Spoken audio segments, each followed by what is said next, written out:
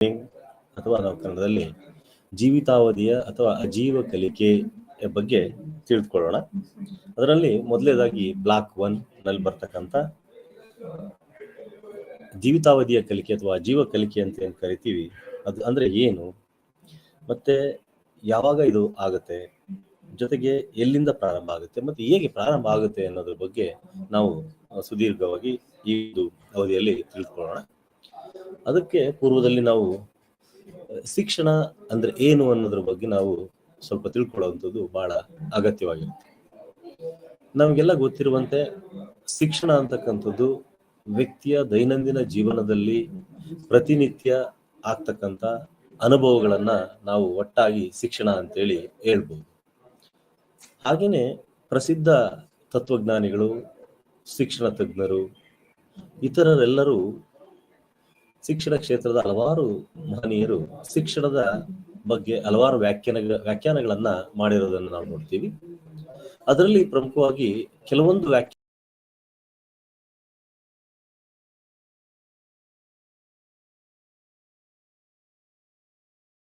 ಮಗು ಮತ್ತು ವ್ಯಕ್ತಿಯ ದೇಹ ಆತ್ಮದಲ್ಲಿ ಅಡಗಿರ್ತಕ್ಕಂಥ ಅತ್ಯುತ್ತಮವಾದದನ್ನ ಹೊರತರತಕ್ಕಂಥದ್ದೇ ಶಿಕ್ಷಣ ಅಂತೇಳಿ ನಾವು ಹೇಳ್ಬೋದು.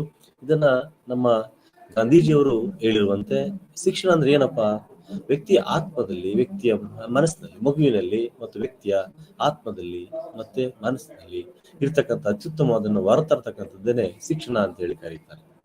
ಸೊ ನಾವು ಏನು ಅವನಲ್ಲಿ ಒಬ್ಬ ವ್ಯಕ್ತಿಯಲ್ಲಿ ಇರ್ತಕ್ಕಂಥ ಸಾಮರ್ಥ್ಯಗಳಿದೆ, ಆ ಸಾಮರ್ಥ್ಯಗಳನ್ನ ಹೊರತರತಕ್ಕಂಥದ್ದು ಬಹಳ ಪ್ರಮುಖವಾಗುತ್ತೆ. ಆ ಕೆಲಸವನ್ನ ಯಾವ್ದು ಮಾಡುತ್ತೋ ಅದನ್ನ ನಾವು ಶಿಕ್ಷಣ ಅಂತೇಳಿ ಹೇಳ್ತೀವಿ ಅಂತೇಳಿ ಗಾಂಧೀಜಿಯವರು ಹೇಳಿದ್ದಾರೆ. ಹಾಗೇನೆ ಅನುಭವಗಳ ನಿರಂತರ ಪುನರ್ರಚನೆಯೇ ಶಿಕ್ಷಣ. ನಿಮಗೆ ಗೊತ್ತಿದೆ, ಈವನ್ ನಾವು ಪ್ರತಿ ಕ್ಷಣ ಪ್ರತಿಯೊಂದು ಹೆಜ್ಜೆಗೂ ನಾವು ಅನುಭವಗಳನ್ನ ಪಡಿತಾ ಹೋಗ್ತೀವಿ. ಆ ಅನುಭವಗಳು ಪುನಃ ಪುನಃ ರಚಿತ ಆಗ್ತಾ ಹೋಗೋದನ್ನ ನಾವು ಕಾಣ್ಬೋದು. ಸೊ ಈ ರೀತಿ ಅನುಭವಗಳ ಒಂದು ಸರಮಾಲೆಯನ್ನೇ ನಾವು ಕಾಣ್ತೀವಿ. ಒಂದು ಅನುಭವ ಮತ್ತೊಂದು ಅನುಭವಕ್ಕೆ ದಾರಿದೀಪವಾದ್ರೆ, ಒಂದು ಅನುಭವ ಮತ್ತೊಂದು ಅನುಭವಕ್ಕೆ ಪಾಠವನ್ನು ಒದಗಿಸುತ್ತೆ ಅಥವಾ ಮಾಹಿತಿಯನ್ನು ತಿಳಿಸುತ್ತೆ. ಹಾಗಾಗಿ ವ್ಯಕ್ತಿ ಕಲಿತಾ ಹೋಗ್ತಾನೆ, ಅನುಭವಗಳನ್ನ ಪುನರ್ರಚಿಸ್ತಾ ಹೋಗ್ತಾನೆ. ಆ ಪುನರ್ರಚನೆಯ ಫಲವಾಗಿ ಅವನಲ್ಲಿ ಜ್ಞಾನ ಅಂತಕ್ಕಂಥದ್ದು ಸದೃಢವಾಗ್ತಾ ಹೋಗುತ್ತೆ, ಜ್ಞಾನ ಅವನಲ್ಲಿ ಒಡಮೂಡುತ್ತೆ. ಸೊ ಹೀಗಾಗಿ ಈ ಶಿಕ್ಷಣ ಅಂತ ಹೇಳಿದ್ರೆ ಏನಪ್ಪಾ ಅಂತ ಹೇಳಿದ್ರೆ ಅನುಭವಗಳ ನಿರಂತರ ಪುನರ್ರಚನೆ ಅಂತೇಳಿ ಹೇಳ್ಬೋದು. ಈಗ ನಾವು ಶಿಕ್ಷಣದ ಮೂಲಕ ಅಥವಾ ಒಂದು ವಿಷಯದ ಬೋಧನೆಯ ಮೂಲಕ ವ್ಯಕ್ತಿಗೆ ಯಾವುದೋ ಒಂದು ಜ್ಞಾನವನ್ನ, ಆ ವಿಷಯದ ಪರಿಕಲ್ಪನೆಯನ್ನ ನಾವು ಅವನಲ್ಲಿ ಬೆಳೆಸಿದ್ದೆ ಆದ್ರೆ ಆ ಪರಿಕಲ್ಪನೆ ಆಧಾರದ ಮೇಲೆ ಅವನು ಪುನಃ ಮತ್ತೊಂದು ಸನ್ನಿವೇಶವನ್ನ, ಸಂದರ್ಭವನ್ನ ಎದುರಿಸುವಂತ ಸಂದರ್ಭಗಳಲ್ಲಿ ಆ ಜ್ಞಾನವನ್ನು ಅವನು ಬಳಸುವುದರ ಮೂಲಕ ಮತ್ತೊಂದು ಪೂರಕವಾದಂತ ಅನುಭವವನ್ನ ಪಡ್ಕೊಳ್ತಾನೆ. ಈ ರೀತಿ ಅನುಭವಗಳ ಒಂದು ಶ್ರೇಣಿಯ ರಚನೆ ಆಗುತ್ತೆ. ಇಂಥ ಒಂದು ಶ್ರೇಣಿಯನ್ನ ಅಥವಾ ನಿರಂತರ ರಚನೆಯನ್ನ ನಾವು ಮಾಡಿಕೊಳ್ಳಿಕ್ಕೆ ಸಾಧ್ಯ ಆಗುತ್ತೆ. ಇದು ಯಾವುದು ಮಾಡುತ್ತೋ ಅದನ್ನ ನಾವು ಶಿಕ್ಷಣ ಅಂತ ಹೇಳಿ ಕರಿತೀವಿ ಅಂತ ಹೇಳ್ಬೋದು. ಹಾಗೇನೆ ವ್ಯಕ್ತಿಯಲ್ಲಿ ಅಡಕವಾಗಿರ್ತಕ್ಕಂಥ ಅಥವಾ ಅಂತರ್ಗತವಾಗಿರ್ತಕ್ಕಂಥ ದೈವತ್ವವನ್ನ ಹೊರತರ್ತಕ್ಕಂಥದ್ದೇ ಶಿಕ್ಷಣ. ನಿಮ್ಗೆ ಈಗಾಗಲೇ ಗೊತ್ತಿದೆ. ಸೊ ಈ manifestation of divine perfection already existed in the human soul ಅಂತ ಕರೀತಾರೆ. ಅಂದ್ರೆ ವ್ಯಕ್ತಿ ಆತ್ಮದಲ್ಲಿ ಅಡಗಿರ್ತಕ್ಕಂಥ ದೈವತ್ವವನ್ನು, ಅವನಲ್ಲಿ ಅಂತರ್ಗತವಾಗಿರ್ತಕ್ಕಂಥ ಆ ಸುಪ್ತ ಚೇತನ ಅಥವಾ ಆ ದೈವತ್ವ ಅಥವಾ ಏನು ವ್ಯಕ್ತಿಯ ಒಂದು ಜ್ಞಾನವನ್ನ ಅದರಲ್ಲಿ ಹೊರತರ್ತಕ್ಕಂಥದ್ದು ಶಿಕ್ಷಣ. ಯಾವುದು ಈ ಕೆಲಸವನ್ನು ಮಾಡುತ್ತೆ ಅದನ್ನು ನಾವು ಶಿಕ್ಷಣ ಅಂತೇಳಿ ಕರಿತೀವಿ ಅಂತೇಳಿ ನಾವು ನೋಡಿದ್ದೀವಿ. ಅದ್ರ ಜೊತೆಗೆ ಪರಿಸರದೊಂದಿಗೆ ಹೊಂದಾಣಿಕೆ ಮಾಡಿಕೊಂಡು ಜೀವಿಸುವುದೇ ಶಿಕ್ಷಣ ಅಲ್ವಾ. ಈಗ ನಾವು ಒಂದು ಪರಿಸರಕ್ಕೆ ಹೊಂದಾಣಿಕೆ ಮಾಡ್ಕೊಳ್ಬೇಕು. ಹೊಂದಾಣಿಕೆ ಆಗದೆ ಹೋದ್ರೆ ನಮಗೆ ಶಿಕ್ಷಣ ದೊರಕಿಲ್ಲ ಅಂತಕ್ಕಂಥದ್ದು ಅಲ್ಲಿ ಅರ್ಥ. ಸೊ ನಮಗೆ ಶಿಕ್ಷಣ ಬಂದಿದೆ ಅಥವಾ ಆಗಿದೆ, ನಮಗೆ ಶಿಕ್ಷಣ ಸಿಕ್ಕಿದೆ ಅಂತ ಹೇಳಿದ್ರೆ ನಾವು ಆ ಶಿಕ್ಷಣದ ಜ್ಞಾನದ ಆಧಾರದ ಮೇಲೆ ಆ ಅನುಭವದ ಫಲವಾಗಿ ಆ ಪರಿಸರಕ್ಕೆ ನಾವು ಹೊಂದ್ಕೊಳ್ಳೋದನ್ನ ನಾವು ಕಾಣ್ಬೋದು. ಹಾಗಾಗಿ ಪರಿಸರದೊಂದಿಗೆ ಹೊಂದಾಣಿಕೆ ಮಾಡಿಕೊಂಡು ಜೀವಿಸ್ತಕ್ಕಂಥದ್ದೇ ಶಿಕ್ಷಣ. ಯಾವ ವ್ಯಕ್ತಿ, ಯಾವ ಜೀವಿ, ನೀವು ನೋಡ್ಬೋದು ಜೀವಿಗಳಲ್ಲಿ ಅಥವಾ ಕೆಲವೊಂದು ಚಿಟ್ಟೆಗಳು ಆಯಾ ಪರಿಸರಕ್ಕೆ ಅನುಗುಣವಾಗಿ ರೂಪಾಂತರವನ್ನ, ಬಣ್ಣವನ್ನ ಬದಲಾಯಿಸಿಕೊಂಡು ಆ ಮರಗಳಲ್ಲಿಯೇ ಅಥವಾ ಆ ಸಸ್ಯಗಳಲ್ಲಿಯೇ ಇದ್ದಾಗ್ಯೂ ಸಹ ಅವುಗಳನ್ನ ನಾವು ಗುರುತಿಸೋದಕ್ಕಾಗೋದಿಲ್ಲ. ಅಂದ್ರೆ ಆ ಪರಿಸರಕ್ಕೆ ಹೊಂದಾಣಿಕೆಯನ್ನ ಮಾಡಿಕೊಳ್ಳುತ್ತೆ. ನಾವು ಮನುಷ್ಯರು ಅಷ್ಟೇನೆ ಅಥವಾ ವ್ಯಕ್ತಿ ಅಷ್ಟೇನೆ, ಯಾರು ಸುಶಿಕ್ಷಿತರಿರ್ತಾರೆ ಅಥವಾ ಶಿಕ್ಷಣವನ್ನು ಪಡೆದಂತ ವ್ಯಕ್ತಿ ಇದ್ದಾನೆ ಅವನು ಆ ಪರಿಸರಕ್ಕೆ ಹೊಂದಾಣಿಕೆ ಮಾಡ್ಕೊಳ್ಳೋದನ್ನ ನಾವು ಶಿಕ್ಷಣ ಅಂತೇಳಿ ಕರಿತೀವಿ. ಹಾಗೇನೆ ನಿಮ್ಗೆಲ್ಲ ಗೊತ್ತಿದೆ, ಶಿಕ್ಷಣ ಅಂತಕ್ಕಂಥದ್ದು ಕೇವಲ ಯಾವುದೋ ಒಂದು ಹಂತದಲ್ಲಿ ಪ್ರಾರಂಭ ಆಗುವಂಥದ್ದಲ್ಲ. ಈ ಶಿಕ್ಷಣ ತಾಯಿಯ ಗರ್ಭದಿಂದಲೇ ಮಗುವಿಗೆ ದೊರಿತಾ ಹೋಗುವುದನ್ನು ನಾವು ಕೇಳಿದ್ದೀವಿ ಮತ್ತೆ ಹಾಗೆ ಅನುಭವಿಸಿದ್ದೀವಿ ಸಹ. ಈ ಹುಟ್ಟಿನಿಂದ ಸಾಯುವವರೆಗೆ ವ್ಯಕ್ತಿ ಏನ್ ಪಡಿತಾನೆ ಆ ಅನುಭವಗಳೇ ಶಿಕ್ಷಣ ಅಂತ ಹೇಳಿ ಕರಿತೀವಿ, ಅಥವಾ ನಡೆಯುವಂತ ಏನ್ ಪ್ರಕ್ರಿಯೆ ಇದೆ ಇದನ್ನ ನಾವು ಶಿಕ್ಷಣ ಅಂತ ಹೇಳಿ ಹೇಳ್ಬೋದು. ಹಾಗೇನೆ ತಾಯಿಯ ಗರ್ಭದಿಂದ ಗೋರಿಯವರೆಗೆ ವ್ಯಕ್ತಿ ಕಲಿಯುವ ಅಥವಾ ಪಡೆಯುವ ಅನುಭವಗಳನ್ನು ಸಹ ನಾವು ಶಿಕ್ಷಣ ಅಂತೇಳಿ ಹೇಳ್ತೀವಿ ಅನ್ನೋದನ್ನ ನಮ್ಗೆಲ್ಲ ತಿಳಿದಿದೆ. ಹಾಗೆ ನಿರ್ವಹಣೆಗಾಗಿ ವ್ಯಕ್ತಿಯನ್ನ ತರಬೇತಿಗೊಳಿಸುವುದು ಅಥವಾ ಪಡೆಯುವುದೇ ಶಿಕ್ಷಣ ಅಂತ ಹೇಳಿ ಕರಿತೀವಿ. ತನ್ನ ಜೀವನದ ನಿರ್ವಹಣೆ, ಇಲ್ಲಿ ನಿರ್ವಹಣೆ ಅಂತ ಹೇಳಿದ್ರೆ ಪ್ರತಿಯೊಂದು ಹಂತದಲ್ಲಿಯೂ ಸಹ ನಿರ್ವಹಣೆಯ ಪಾತ್ರ ಬಹಳ ಪ್ರಮುಖವಾಗಿರುತ್ತೆ. Managing different aspects in his life. ವ್ಯಕ್ತಿ ಹಲವಾರು ಸನ್ನಿವೇಶ ಸಂದರ್ಭಗಳಿಗೆ ಅನುಗುಣವಾಗಿ ಅವನು ತನಗೆ ದೊರಕುವಂತಹ ಒಂದು ಪರಿಸರದಲ್ಲಿ ಅವನು ತನ್ನ ನಿರ್ವಹಣೆ ಮತ್ತು ಜೀವನದ ನಿರ್ವಹಣೆ ಪ್ರತಿಯೊಂದು ಅಂಶಗಳನ್ನು ನಿರ್ವಹಣೆ ಮಾಡಬೇಕಾಗುತ್ತೆ. ಆ ನಿರ್ವಹಣೆ ಯಾವ ರೀತಿ ಯಾವ ಮಟ್ಟದಲ್ಲಿ ಮಾಡ್ಕೊಳ್ಬೇಕು ಅನ್ನೋದನ್ನ ತರಬೇತಿಗೊಳಿಸ್ತಕ್ಕಂಥದ್ದು, ತನ್ಮೂಲಕ ಅವನಿಗೆ ಶಿಕ್ಷಣವನ್ನು ಒದಗಿಸುವುದು, ಇದು ಶಿಕ್ಷಣ ಅಂತೇಳಿ ನಾವು ಹೇಳ್ಬೋದು. ಇದಲ್ಲದೆ ವ್ಯಕ್ತಿ ಹಲವಾರು ವಿಧಗಳ ಮೂಲಕ ಶಿಕ್ಷಣವನ್ನು ಪಡಿತಾನೆ. ನಮಗೆ ಗೊತ್ತಿದೆ, ನಾವು ಈ ಡಿಫರೆಂಟ್ ಮೋಡ್ಸ್ ಆಫ್ ಎಜುಕೇಶನ್ ಅಂತ ಕರಿತೀವಿ. ಬೇರೆ ಬೇರೆ ವಿಧಗಳು ನಾವು ಕಾಣ್ಬೋದು. ಅದರಲ್ಲಿ ಪ್ರಮುಖವಾಗಿರುವಂತದ್ದು 3 ವಿಧಗಳನ್ನ ನಾವು ನೋಡ್ಬೋದು. ಒಂದು ಔಪಚಾರಿಕ ಶಿಕ್ಷಣ, ಇನ್ನೊಂದು ಔಪಚಾರಿಕವಲ್ಲದ ಮಾರ್ಗದ ಮೂಲಕ, ಮತ್ತು ಅನೌಪಚಾರಿಕ ಮಾರ್ಗ ಅಥವಾ ವಿಧದ ಮೂಲಕ ಶಿಕ್ಷಣವನ್ನ ಪಡಿತೀವಿ.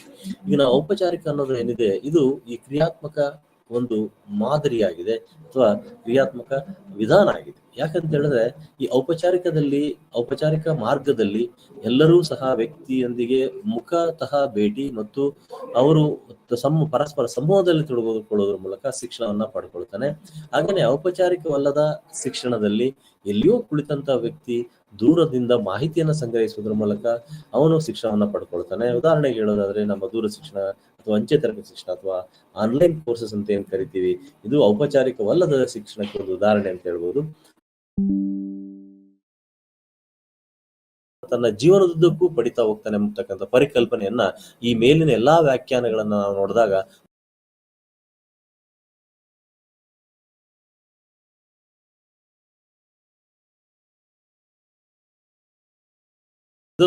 ದೊರೆಯುವಂಥದ್ದಲ್ಲ.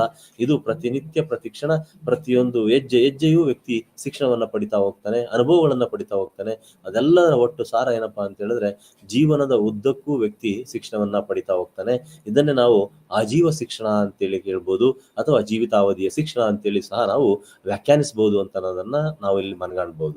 ಸೊ ನಿಮ್ಗೆ ಅಂದ್ಕೊಂಡಿರ್ಬೋದು, ನಿಮ್ಗೆ ಅರ್ಥ ಆಗಿದೆ ಅಂತ ನಾನಾದ್ರೂ ಭಾವಿಸ್ತೀನಿ. ಶಿಕ್ಷಣ ಅಂದ್ರೆ ಏನು ಅನ್ನೋದು ನಿಮ್ಗೆ ಗೊತ್ತಾಗಿದೆ. ಸೊ ಈ ರೀತಿ ಶಿಕ್ಷಣ ನಮಗೆ ಏನು ಕಲಿಕೆಯಲ್ಲಿ ತೊಡಗಿದಾಗ ಶಿಕ್ಷಣವನ್ನು ಪಡೆಯುವಂತ ನಿಟ್ಟಿನಲ್ಲಿ ನಾವು ಕಲಿಕೆಯಲ್ಲಿ ತೊಡಗಿದಾಗ ಏನಾಗುತ್ತೆ, ನಾವು ಅನುಭವಗಳನ್ನ ಪಡಿತೀವಿ, ಜ್ಞಾನವನ್ನ ಹೆಚ್ಚಿಸ್ಕೊಳ್ತೀವಿ. ತನ್ಮೂಲಕ ವ್ಯಕ್ತಿ ಜ್ಞಾನವನ್ನ ಪಡೆಯೋದ್ರ ಮೂಲಕ ವಿಚಾರಗಳನ್ನ, ವಿಮರ್ಶೆಗಳನ್ನ, ಆಲೋಚನೆಗಳನ್ನ, ಸೃಜನಾತ್ಮಕತೆಯನ್ನ ಅಥವಾ ಸೃಜನಶೀಲತೆಯನ್ನ ಬೆಳೆಸ್ಕೊಳ್ಳೋದ್ರ ಮೂಲಕ ಅವನು ಉತ್ತಮವಾದಂತಹ ವ್ಯಕ್ತಿತ್ವವನ್ನ ರೂಢಿಸ್ಕೊಳ್ಳಿಕ್ಕೆ ಸಾಧ್ಯ ಆಗುತ್ತೆ. ಈಗ ನಿಮ್ಗೆಲ್ಲ ಗೊತ್ತಿದೆ, ಶಿಕ್ಷಣ ಅಂದ್ರೆ ಏನಪ್ಪಾ ಅಂತ ಹೇಳಿದ್ರೆ ಪರಿಪೂರ್ಣ ವ್ಯಕ್ತಿತ್ವದ ವಿಕಸನ ಅಂತ ಹೇಳ್ತೀವಿ. ಒಬ್ಬ ವ್ಯಕ್ತಿಯ ಪರಿಪೂರ್ಣವಾಗಿರ್ತಕ್ಕಂಥ ವಿಕಾಸ ಆಗ್ಬೇಕಾದ್ರೆ ಅವನಿಗೆ ಜ್ಞಾನಾತ್ಮಕವಾಗಿರ್ಬೋದು, ಬೌದ್ಧಿಕವಾಗಿ ಆಗಿರ್ಬೋದು, ಸಾಮಾಜಿಕವಾಗಿ ಆಗಿರ್ಬೋದು, ಅಥವಾ ಆಧ್ಯಾತ್ಮಿಕವಾಗಿರ್ಬೋದು, ಅಥವಾ ಭಾವನಾತ್ಮಕವಾಗಿ ಆಗಿರ್ಬೋದು, ಪ್ರತಿಯೊಂದು ಅಂಶಗಳಲ್ಲಿಯೂ ಸಹ ಅವನಿಗೆ ಅನುಭವಗಳು ಅಥವಾ ಅನುಭವಗಳು ದೊರೆಯೋದ್ರ ಮೂಲಕ ಅವನಲ್ಲಿ ಪರಿಪೂರ್ಣವಾದಂಥ ವ್ಯಕ್ತಿತ್ವವನ್ನ ಯಾವುದು ರೂಪಿಸುತ್ತೋ ಅದನ್ನ ನಾವು ಶಿಕ್ಷಣ ಅಂತ ಕರಿತೀವಿ. ಈ ಒಂದು ವಿಭಾಗಗಳನ್ನ ನಾವೇನು ಹೇಳಿದ್ವಿ, ಜ್ಞಾನಾತ್ಮಕ, ಭಾವನಾತ್ಮಕ, ಹಾಗೆ ಬೌದ್ಧಿಕ, ಈ ವಿಕಾಸಗಳೇನಿದೆ ಇದು ಕೇವಲ ಯಾವುದೋ ಒಂದು ಹಂತದಲ್ಲಿ ಅಥವಾ ಒಂದು ನಿರ್ದಿಷ್ಟ ವಿಷಯದಿಂದ ಅಥವಾ ಕೋರ್ಸ್ನಿಂದ ನಾವು ಇದನ್ನು ಬೆಳೆಸೋದಕ್ಕೆ ಸಾಧ್ಯ ಆಗಲ್ಲ. ಇದಕ್ಕೆ ಜೀವಿತಾವಧಿಯ ಒಂದು ಕಲಿಕೆ ಅಥವಾ ನಿರಂತರ ಕಲಿಕೆ ಅಂತಕ್ಕಂಥದ್ದು ಅತ್ಯಂತ ಅಗತ್ಯ ಅನ್ನೋದನ್ನ ನಾವು ಕಾಣ್ಬೋದಾಗಿದೆ. ಒಟ್ಟಿನಲ್ಲಿ ಶಿಕ್ಷಣ ತನ್ನ ಜೀವನದುದ್ದಕ್ಕೂ ಪಡಿತಾನೆ ಅಂತಕ್ಕಂಥ ಪರಿಕಲ್ಪನೆಯನ್ನ ಇದು ಒಳಗೊಂಡಿದೆ. ಸೊ ವಿದ್ಯಾರ್ಥಿಗಳೇ, ನೀವು ಜೀವಿತಾವಧಿಯ ಶಿಕ್ಷಣ ಅಥವಾ ಲೈಫ್ ಲಾಂಗ್ ಲರ್ನಿಂಗ್ ಎಂಬ ಪರಿಕಲ್ಪನೆಯ ಬಗ್ಗೆ ಜ್ಞಾನವನ್ನ ಅಥವಾ ಅಸ್ಪಷ್ಟವಾಗಿರ್ತಕ್ಕಂಥ ಒಂದಷ್ಟು ತಿಳುವಳಿಕೆಯನ್ನ ಹೊಂದಿದ್ದೀರಿ ಅಂತಕ್ಕಂಥದ್ದನ್ನ ನಾವು ಭಾವಿಸಬಹುದಾಗಿದೆ.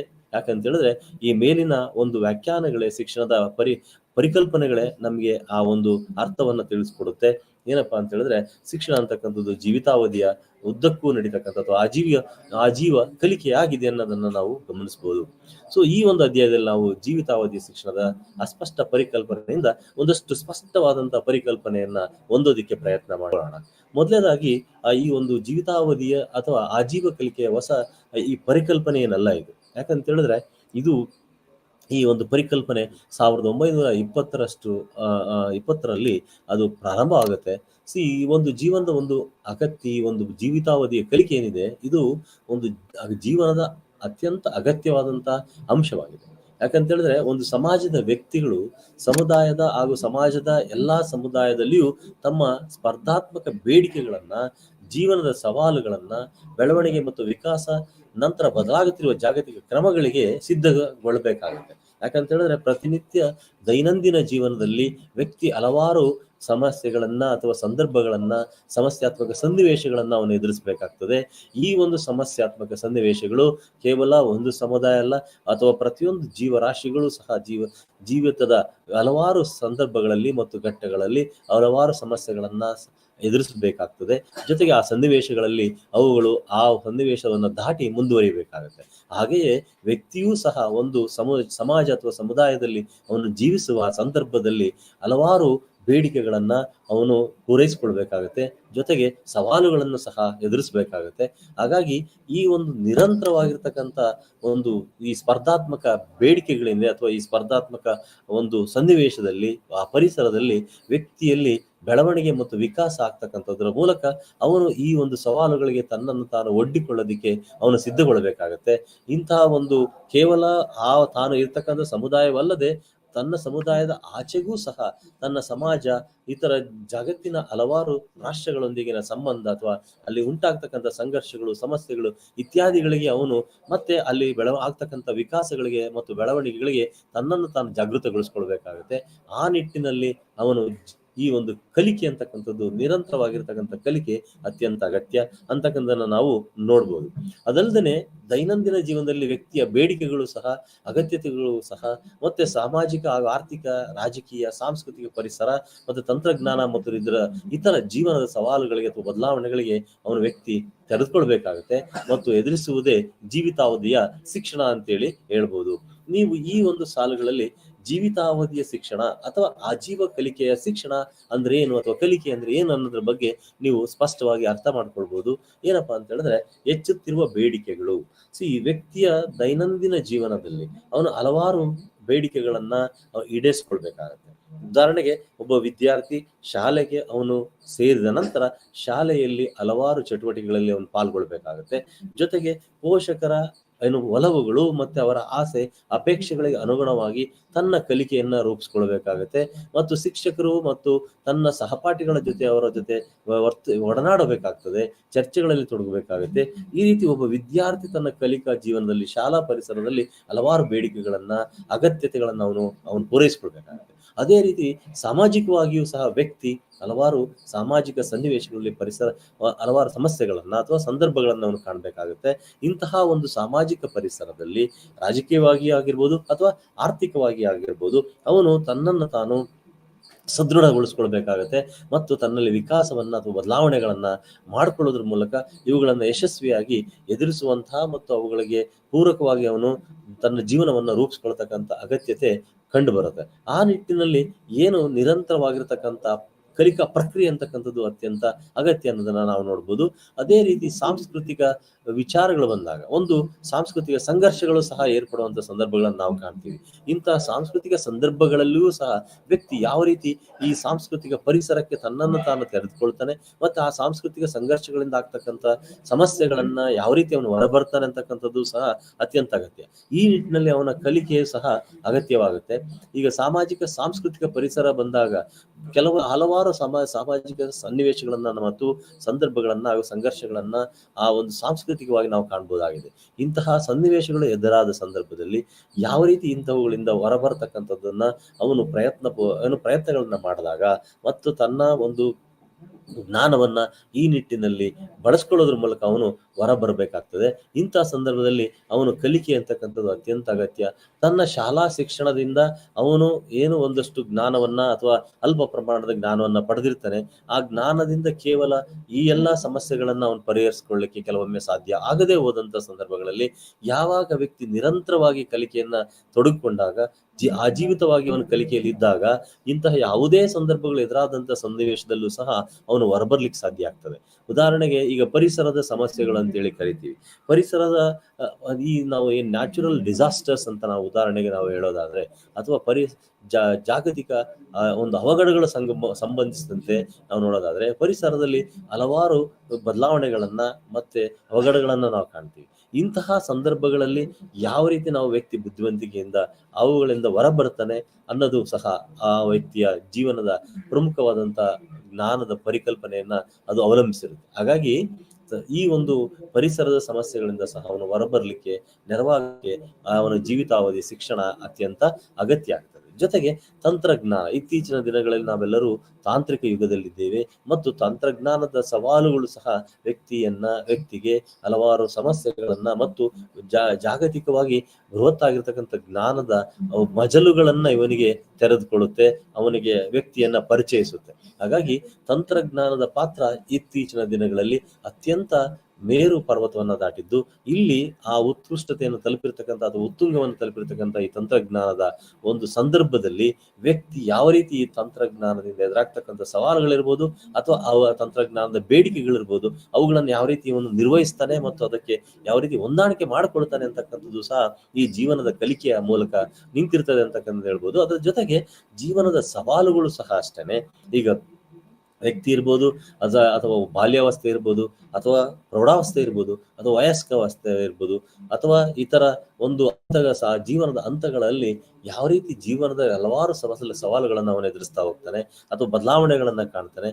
ಆ ಬದಲಾವಣೆಗಳ ವ್ಯಕ್ತಿ ಯಾವ ರೀತಿ ತನ್ನನ್ನು ತಾನು ಹೊಂದಾಣಿಕೆ ಮಾಡ್ಕೊಳ್ಬೇಕು, ಜೊತೆಗೆ ಅವುಗಳಿಗೆ ಯಾವ ರೀತಿ ತಾನು ತೆರೆದುಕೊಳ್ಬೇಕು, ಅವುಗಳನ್ನು ಯಾವ ರೀತಿ ನಾನು ಎದುರಿಸ್ಬೇಕಂತಕ್ಕಂಥದ್ದನ್ನ ಅವನು ಕಂಡುಕೊಳ್ತಕ್ಕಂಥದ್ದೇ ಆ ಒಂದು ಸವಾಲುಗಳನ್ನ ಮೆಟ್ಟಿ ನಿಲ್ಲಬೇಕಾಗಿರ್ತಕ್ಕಂಥದ್ದು. ಆ ಜ್ಞಾನವನ್ನ ಈ ವ್ಯಕ್ತಿ ಯಾವ ರೀತಿ ಪಡಿಬಹುದಪ್ಪ ಅಂತ ಹೇಳಿದ್ರೆ, ನಿರಂತರವಾದಂತ ಕಲಿಕೆಯಲ್ಲಿ ತೊಡಗಿದಾಗ ಮಾತ್ರ ಅದು ಸಾಧ್ಯ ಆಗುತ್ತೆ. ಹಾಗಾಗಿ ಜೀವಿತಾವಧಿಯ ಶಿಕ್ಷಣ ಅಥವಾ ಜೀವಿತಾವಧಿಯ ಕಲಿಕೆ ಅಂತಕ್ಕಂಥದ್ದು ಅತ್ಯಂತ ಅಗತ್ಯ ಆಗ್ತದೆ. ಹಾಗಾಗಿ ಸಾಹಿತ್ಯವಾಗಿ ನಾವು ನೋಡೋದಾದ್ರೆ, ಈ ಜೀವಿತಾವಧಿಯ ಶಿಕ್ಷಣ ಏನಿದೆ ಇದು 1920 ನಂತರ ವಿಕಾಸವಾಗಿರ್ತಕ್ಕಂಥ ಒಂದು ಪರಿಕಲ್ಪನೆಯಾಗಿದೆ ಅಂತ ಈಗಾಗಲೇ ನಾನು ಹೇಳಿದ್ದೀನಿ. ಜೊತೆಗೆ ಭಾರತದಲ್ಲಿ ಪರಿಕಲ್ಪನೆಯನ್ನ ಹೆಚ್ಚು ಪ್ರಚಲಿತಕ್ಕೆ ತಂದ ಕೀರ್ತಿ ಯಾರಿಗೆ ಸಲ್ಲುತ್ತದಪ್ಪ ಅಂತ ಹೇಳಿದ್ರೆ, ಭಾರತೀಯ ಶಿಕ್ಷಣ ಆಯೋಗ ಅಥವಾ ಕೊಠಾರಿ ಆಯೋಗ ಅಂತ ನಾವೇನು ಕರಿತೀವಿ. 1964-66 ನಂತರದಲ್ಲಿ ಬಂದಂತ ಏನು ಈ ವರದಿಯಲ್ಲಿ ಸ್ಪಷ್ಟವಾಗಿ ಈ ಒಂದು ಜೀವಿತಾವಧಿಯ ಕಲಿಕೆಯ ಬಗ್ಗೆ ನಾವು ತನ್ನ ವರದಿಯಲ್ಲಿ ಮೊದಲೇ ಕೊಠಾರಿ ಆಯೋಗ ನಾವು ವರದಿಯನ್ನ ಸರ್ಕಾರಕ್ಕೆ ಕೊಟ್ಟಿರುವುದನ್ನು ನಾವು ಕಾಣಬಹುದಾಗಿದೆ. ಆ ವರದಿಯಲ್ಲಿ ಹಲವಾರು ವಿಷಯಗಳನ್ನ, ಶೈಕ್ಷಣಿಕ ವಿಚಾರಗಳನ್ನ ಪ್ರಸ್ತಾಪ ಮಾಡಲಾಗಿದೆ. ಅದರಲ್ಲಿ ಈ ಒಂದು ಜೀವಿತಾವಧಿಯ ಅಥವಾ ಲೈಫ್ ಲಾಂಗ್ ಲರ್ನಿಂಗ್ ಪರಿಕಲ್ಪನೆಯ ಬಗ್ಗೆ ಅವರು ಪ್ರಸ್ತಾಪ ಮಾಡಿರೋದನ್ನು ನಾವು ಕಾಣ್ತೀವಿ. ಆ ವರದಿಯಲ್ಲಿ ಪ್ರಮುಖವಾಗಿ ನೀವು ನೋಡ್ಬೋದು, ಒಂದು ರಾಷ್ಟ್ರದ ಭವಿಷ್ಯ ಅಂತಕ್ಕಂಥದ್ದು ವರ್ಗ ಕೋಣೆಯ 4 ಗೋಡೆಗಳ ಮಧ್ಯೆ ರೂಪಿತವಾಗುತ್ತೆ ಅನ್ನೋದನ್ನ ಅವರು ಸ್ಪಷ್ಟವಾಗಿ ಹೇಳ್ತಾರೆ. ಅದರ ಅರ್ಥ ಏನಪ್ಪಾ ಅಂತ ಹೇಳಿದ್ರೆ, ವ್ಯಕ್ತಿತ್ವವನ್ನ ನಿರ್ಮಾಣದಲ್ಲಿ ಶಿಕ್ಷಣದ ಪಾತ್ರ ಮತ್ತೆ ವ್ಯಕ್ತಿಯ ನಿರಂತರ ಕಲಿಕೆಯ ಪಾತ್ರ ಬಹಳ ಪ್ರಮುಖವಾಗಿರುತ್ತೆ. ಹಾಗಾಗಿ ಈ ಒಂದು ಭಾರತೀಯ ಶಿಕ್ಷಣ ಆಯೋಗ ಈ ಒಂದು ನಿಟ್ಟಿನಲ್ಲಿ ಈ ಒಂದು ಆಜೀವ ಕಲಿಕೆ ಅಥವಾ ಜೀವಿತಾವಧಿಯ ಕಲಿಕೆಗೆ ಪೂರಕವಾಗಿರ್ತಕ್ಕಂಥ ಪರಿಸರವನ್ನ ಮತ್ತು ಸನ್ನಿವೇಶವನ್ನ ಇದು ಸೃಷ್ಟಿಸಿದೆ ಹಾಗೂ ಅದರ ಬಗ್ಗೆ ಪ್ರಸ್ತಾಪನೆಯನ್ನ ಮಾಡಿದೆ ಅಂತ ನಾವು ಹೇಳ್ಬೋದು. ಯಾಕಂತ ಹೇಳಿದ್ರೆ ಕೊಠಾರಿ ಆಯೋಗದಲ್ಲಿ ಪ್ರಮುಖವಾಗಿ ಶಾಲಾ ಅವಧಿ ಮತ್ತೆ ಶಾಲಾ ದಿನಗಳು ಅಥವಾ ಕಲಿಕಾ ದಿನಗಳ ಬಗ್ಗೆ ಪ್ರಸ್ತಾಪ ಮಾಡಿದೆ. ಅನಾವಶ್ಯಕವಾಗಿರ್ತಕ್ಕಂಥ ರಜೆಗಳ ಕಡಿತ ಮತ್ತೆ ಅನಾವಶ್ಯಕ ಸಮಯದ ವ್ಯಯವನ್ನ ಅದು ತಪ್ಪಿಸಿ ಪರಿಪೂರ್ಣವಾಗಿರ್ತಕ್ಕಂಥ ವ್ಯಕ್ತಿಯ ಕಲಿಕೆ ಆಗುವ ನಿಟ್ಟಿನಲ್ಲಿ ಕಲಿಕಾ ಸಂದರ್ಭಗಳನ್ನ, ಸನ್ನಿವೇಶಗಳನ್ನ ಹಾಗೂ ಕಲಿಕಾ ಅವಧಿಗಳನ್ನ ಹೆಚ್ಚುಗೊಳಿಸಿದೆ. ಅದರ ಅರ್ಥ ಏನಪ್ಪಾ ಅಂತ ಹೇಳಿದ್ರೆ, ವ್ಯಕ್ತಿ ತನ್ನ ದೈನಂದಿನ ಜೀವನದಲ್ಲಿ ಹಲವಾರು ವಿಚಾರಗಳನ್ನ ಕಲಿಯುವುದಕ್ಕೆ ಅವಕಾಶಗಳನ್ನು ಒದಗಿಸ್ತಕ್ಕಂಥದ್ದು. ತನ್ನ ಜೀವಿತಾವಧಿಯ ಕಲಿಕೆಯಲ್ಲಿ ತೊಡಗೋದಕ್ಕೆ ಇದು ಸಹಾಯವಾಗಿದೆ ಅಂತಕ್ಕಂಥದ್ದನ್ನ ಆ ವರದಿಯಲ್ಲಿ ಪ್ರಸ್ತಾಪ ಮಾಡಿರೋದನ್ನ ನಾವು ನೋಡ್ಬೋದು. ಹಾಗೇನೆ 1976ರಲ್ಲಿ 4A ಅಂತಕ್ಕಂಥವ್ರು ಆ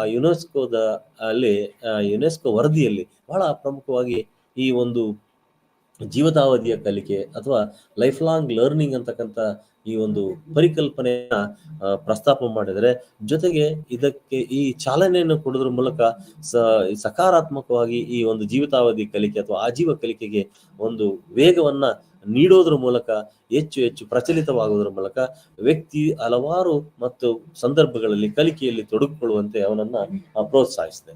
ಹಾಗೆ ಈ ರೀತಿಯಲ್ಲಿ ಇಂದಿನ ತರಗತಿಯಲ್ಲೂ ಸಹ ನಾವು ಜೀವಿತಾವಧಿಯ ಪರಿಕಲ್ಪನೆಯಿಂದ ಮತ್ತು ಇತರ ಪರಿಕಲ್ಪನೆ ಆಗಿರ್ತಕ್ಕಂಥ ಶಿಕ್ಷಣ, ಸಾಕ್ಷರತೆ, ಕಾರ್ಯಾತ್ಮಕ ಸಾಕ್ಷರತೆ, ವಯಸ್ಕರ ಶಿಕ್ಷಣ, ವಿಸ್ತೃತ ಶಿಕ್ಷಣ, ನಿರಂತರ ಶಿಕ್ಷಣ ಹಾಗೂ ಜೀವಿತಾವಧಿಯ ಶಿಕ್ಷಣ ಇತರ ಅಂಶಗಳೊಂದಿಗೆ ಹೇಗೆ ಸಂಬಂಧ ಹೊಂದಿದೆ ಅಂತಕ್ಕಂಥದನ್ನ ನಾವು ತಿಳಿದುಕೊಳ್ಳೋಣ.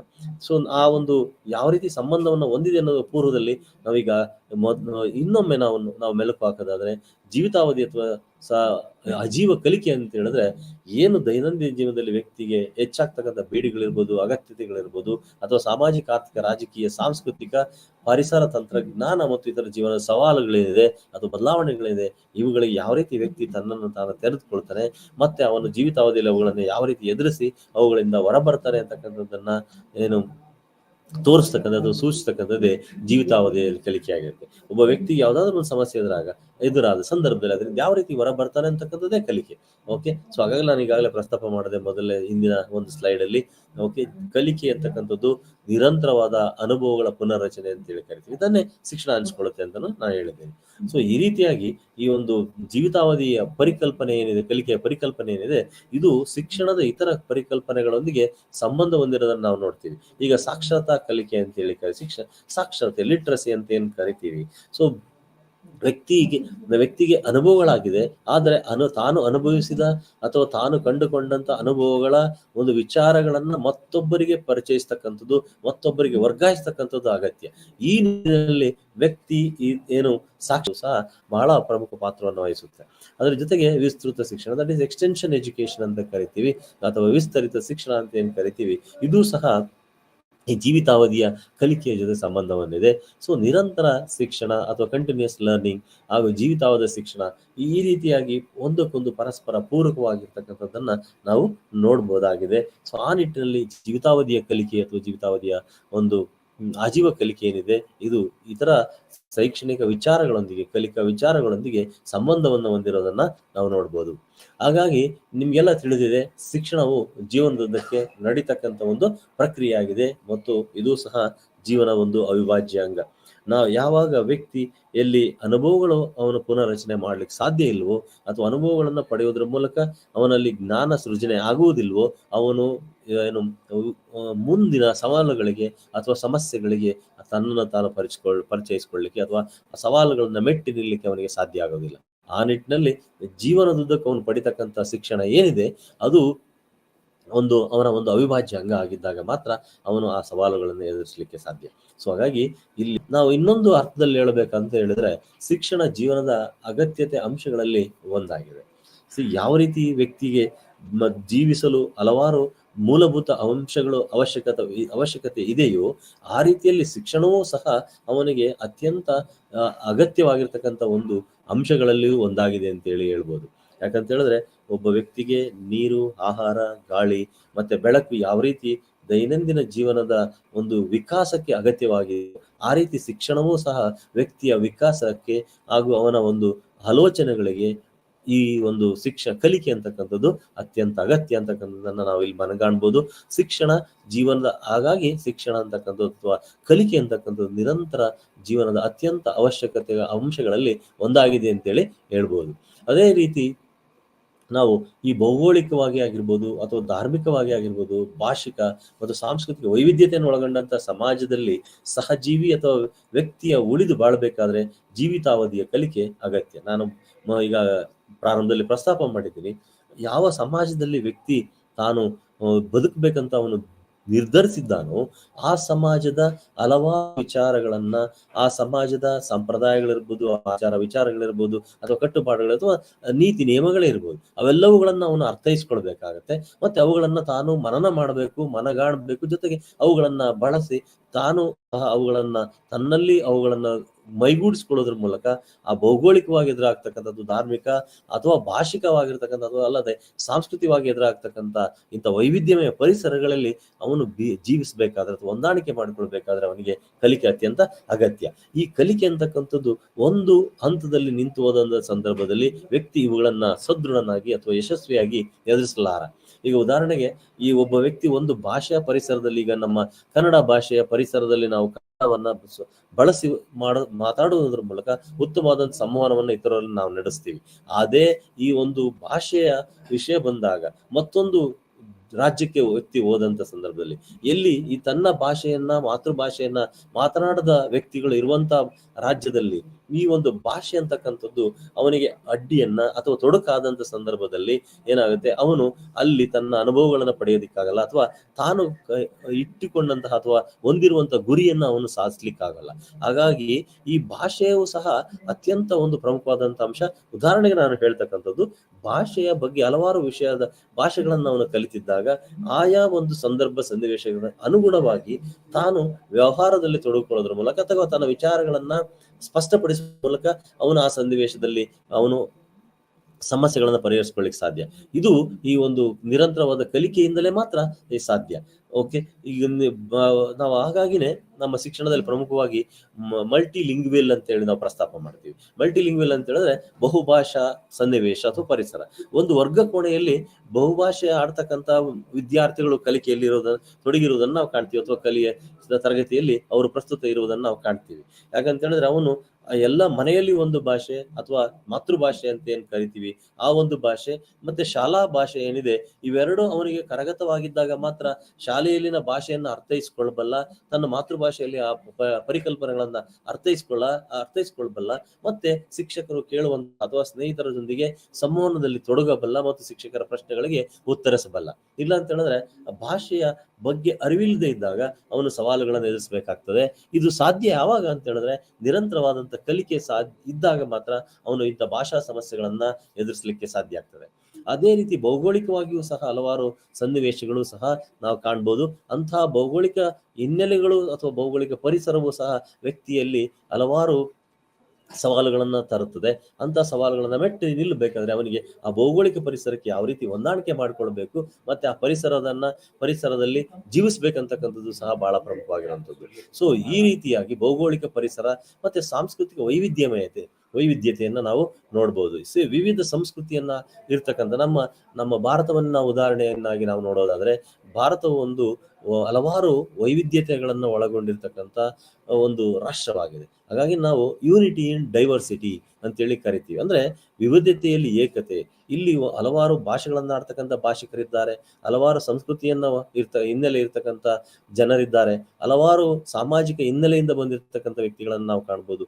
ಇಂತಹ ಒಂದು ಸಾಂಸ್ಕೃತಿಕ ಐತಿಹಾಸಿಕ ಒಂದು ಪರಿಸರದಲ್ಲಿ ವ್ಯಕ್ತಿ ಅನುಭವಗಳನ್ನ ಅಥವಾ ಆ ಒಂದು ಸವಾಲುಗಳನ್ನು ಎದುರಿಸಬೇಕಾದ್ರೆ ಅಥವಾ ಅನುಭವಗಳನ್ನ ಪಡೆಯಬೇಕಾದ್ರೆ ಅವನು ಕಲಿಕೆಯಲ್ಲಿ ತೊಡಗಬೇಕಾಗ್ತದೆ. ಹಾಗಾಗಿ ಸಾಂಸ್ಕೃತಿಕ ವೈವಿಧ್ಯತೆಯನ್ನು ಒಳಗೊಂಡಿರ್ತಕ್ಕಂಥ ಒಂದು ಸಮಾಜದಲ್ಲಿ ಅವನು ಉಳಿದು ಬಾಳ್ಬೇಕಾದ್ರೆ ಜೀವಿತಾವಧಿ ಕಲಿಕೆ ಅತ್ಯಂತ ಅಗತ್ಯ. ವಿದ್ಯಾರ್ಥಿಗಳೇ, ನಿಮ್ಗೆ ಅರ್ಥ ಆಗ್ತಿದೆ ಅಂದ್ಕೊಂಡಿದ್ದೀನಿ. ಜೀವಿತಾವಧಿಯ ಕಲಿಕೆ ಒಂದು ಪ್ರಾಮುಖ್ಯತೆ ಇಲ್ಲಿ ನಾವು ಕಾಣ್ಬೋದಾಗಿದೆ. ಮುಂದೆ ಪ್ರಾಮುಖ್ಯತೆ ಬಗ್ಗೆ ನೋಡೋಣ.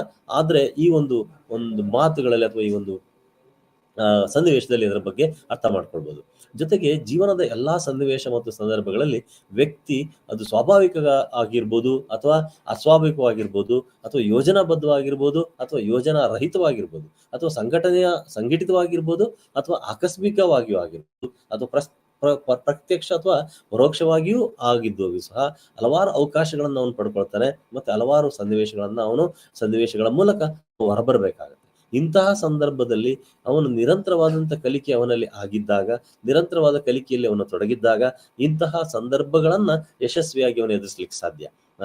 ನಾನು ಅಂದ್ಕೋತಾ ಇದ್ದೀನಿ ನಿಮ್ಗೆ ಇದು ಅರ್ಥ ಆಗ್ತಾ ಇದೆ.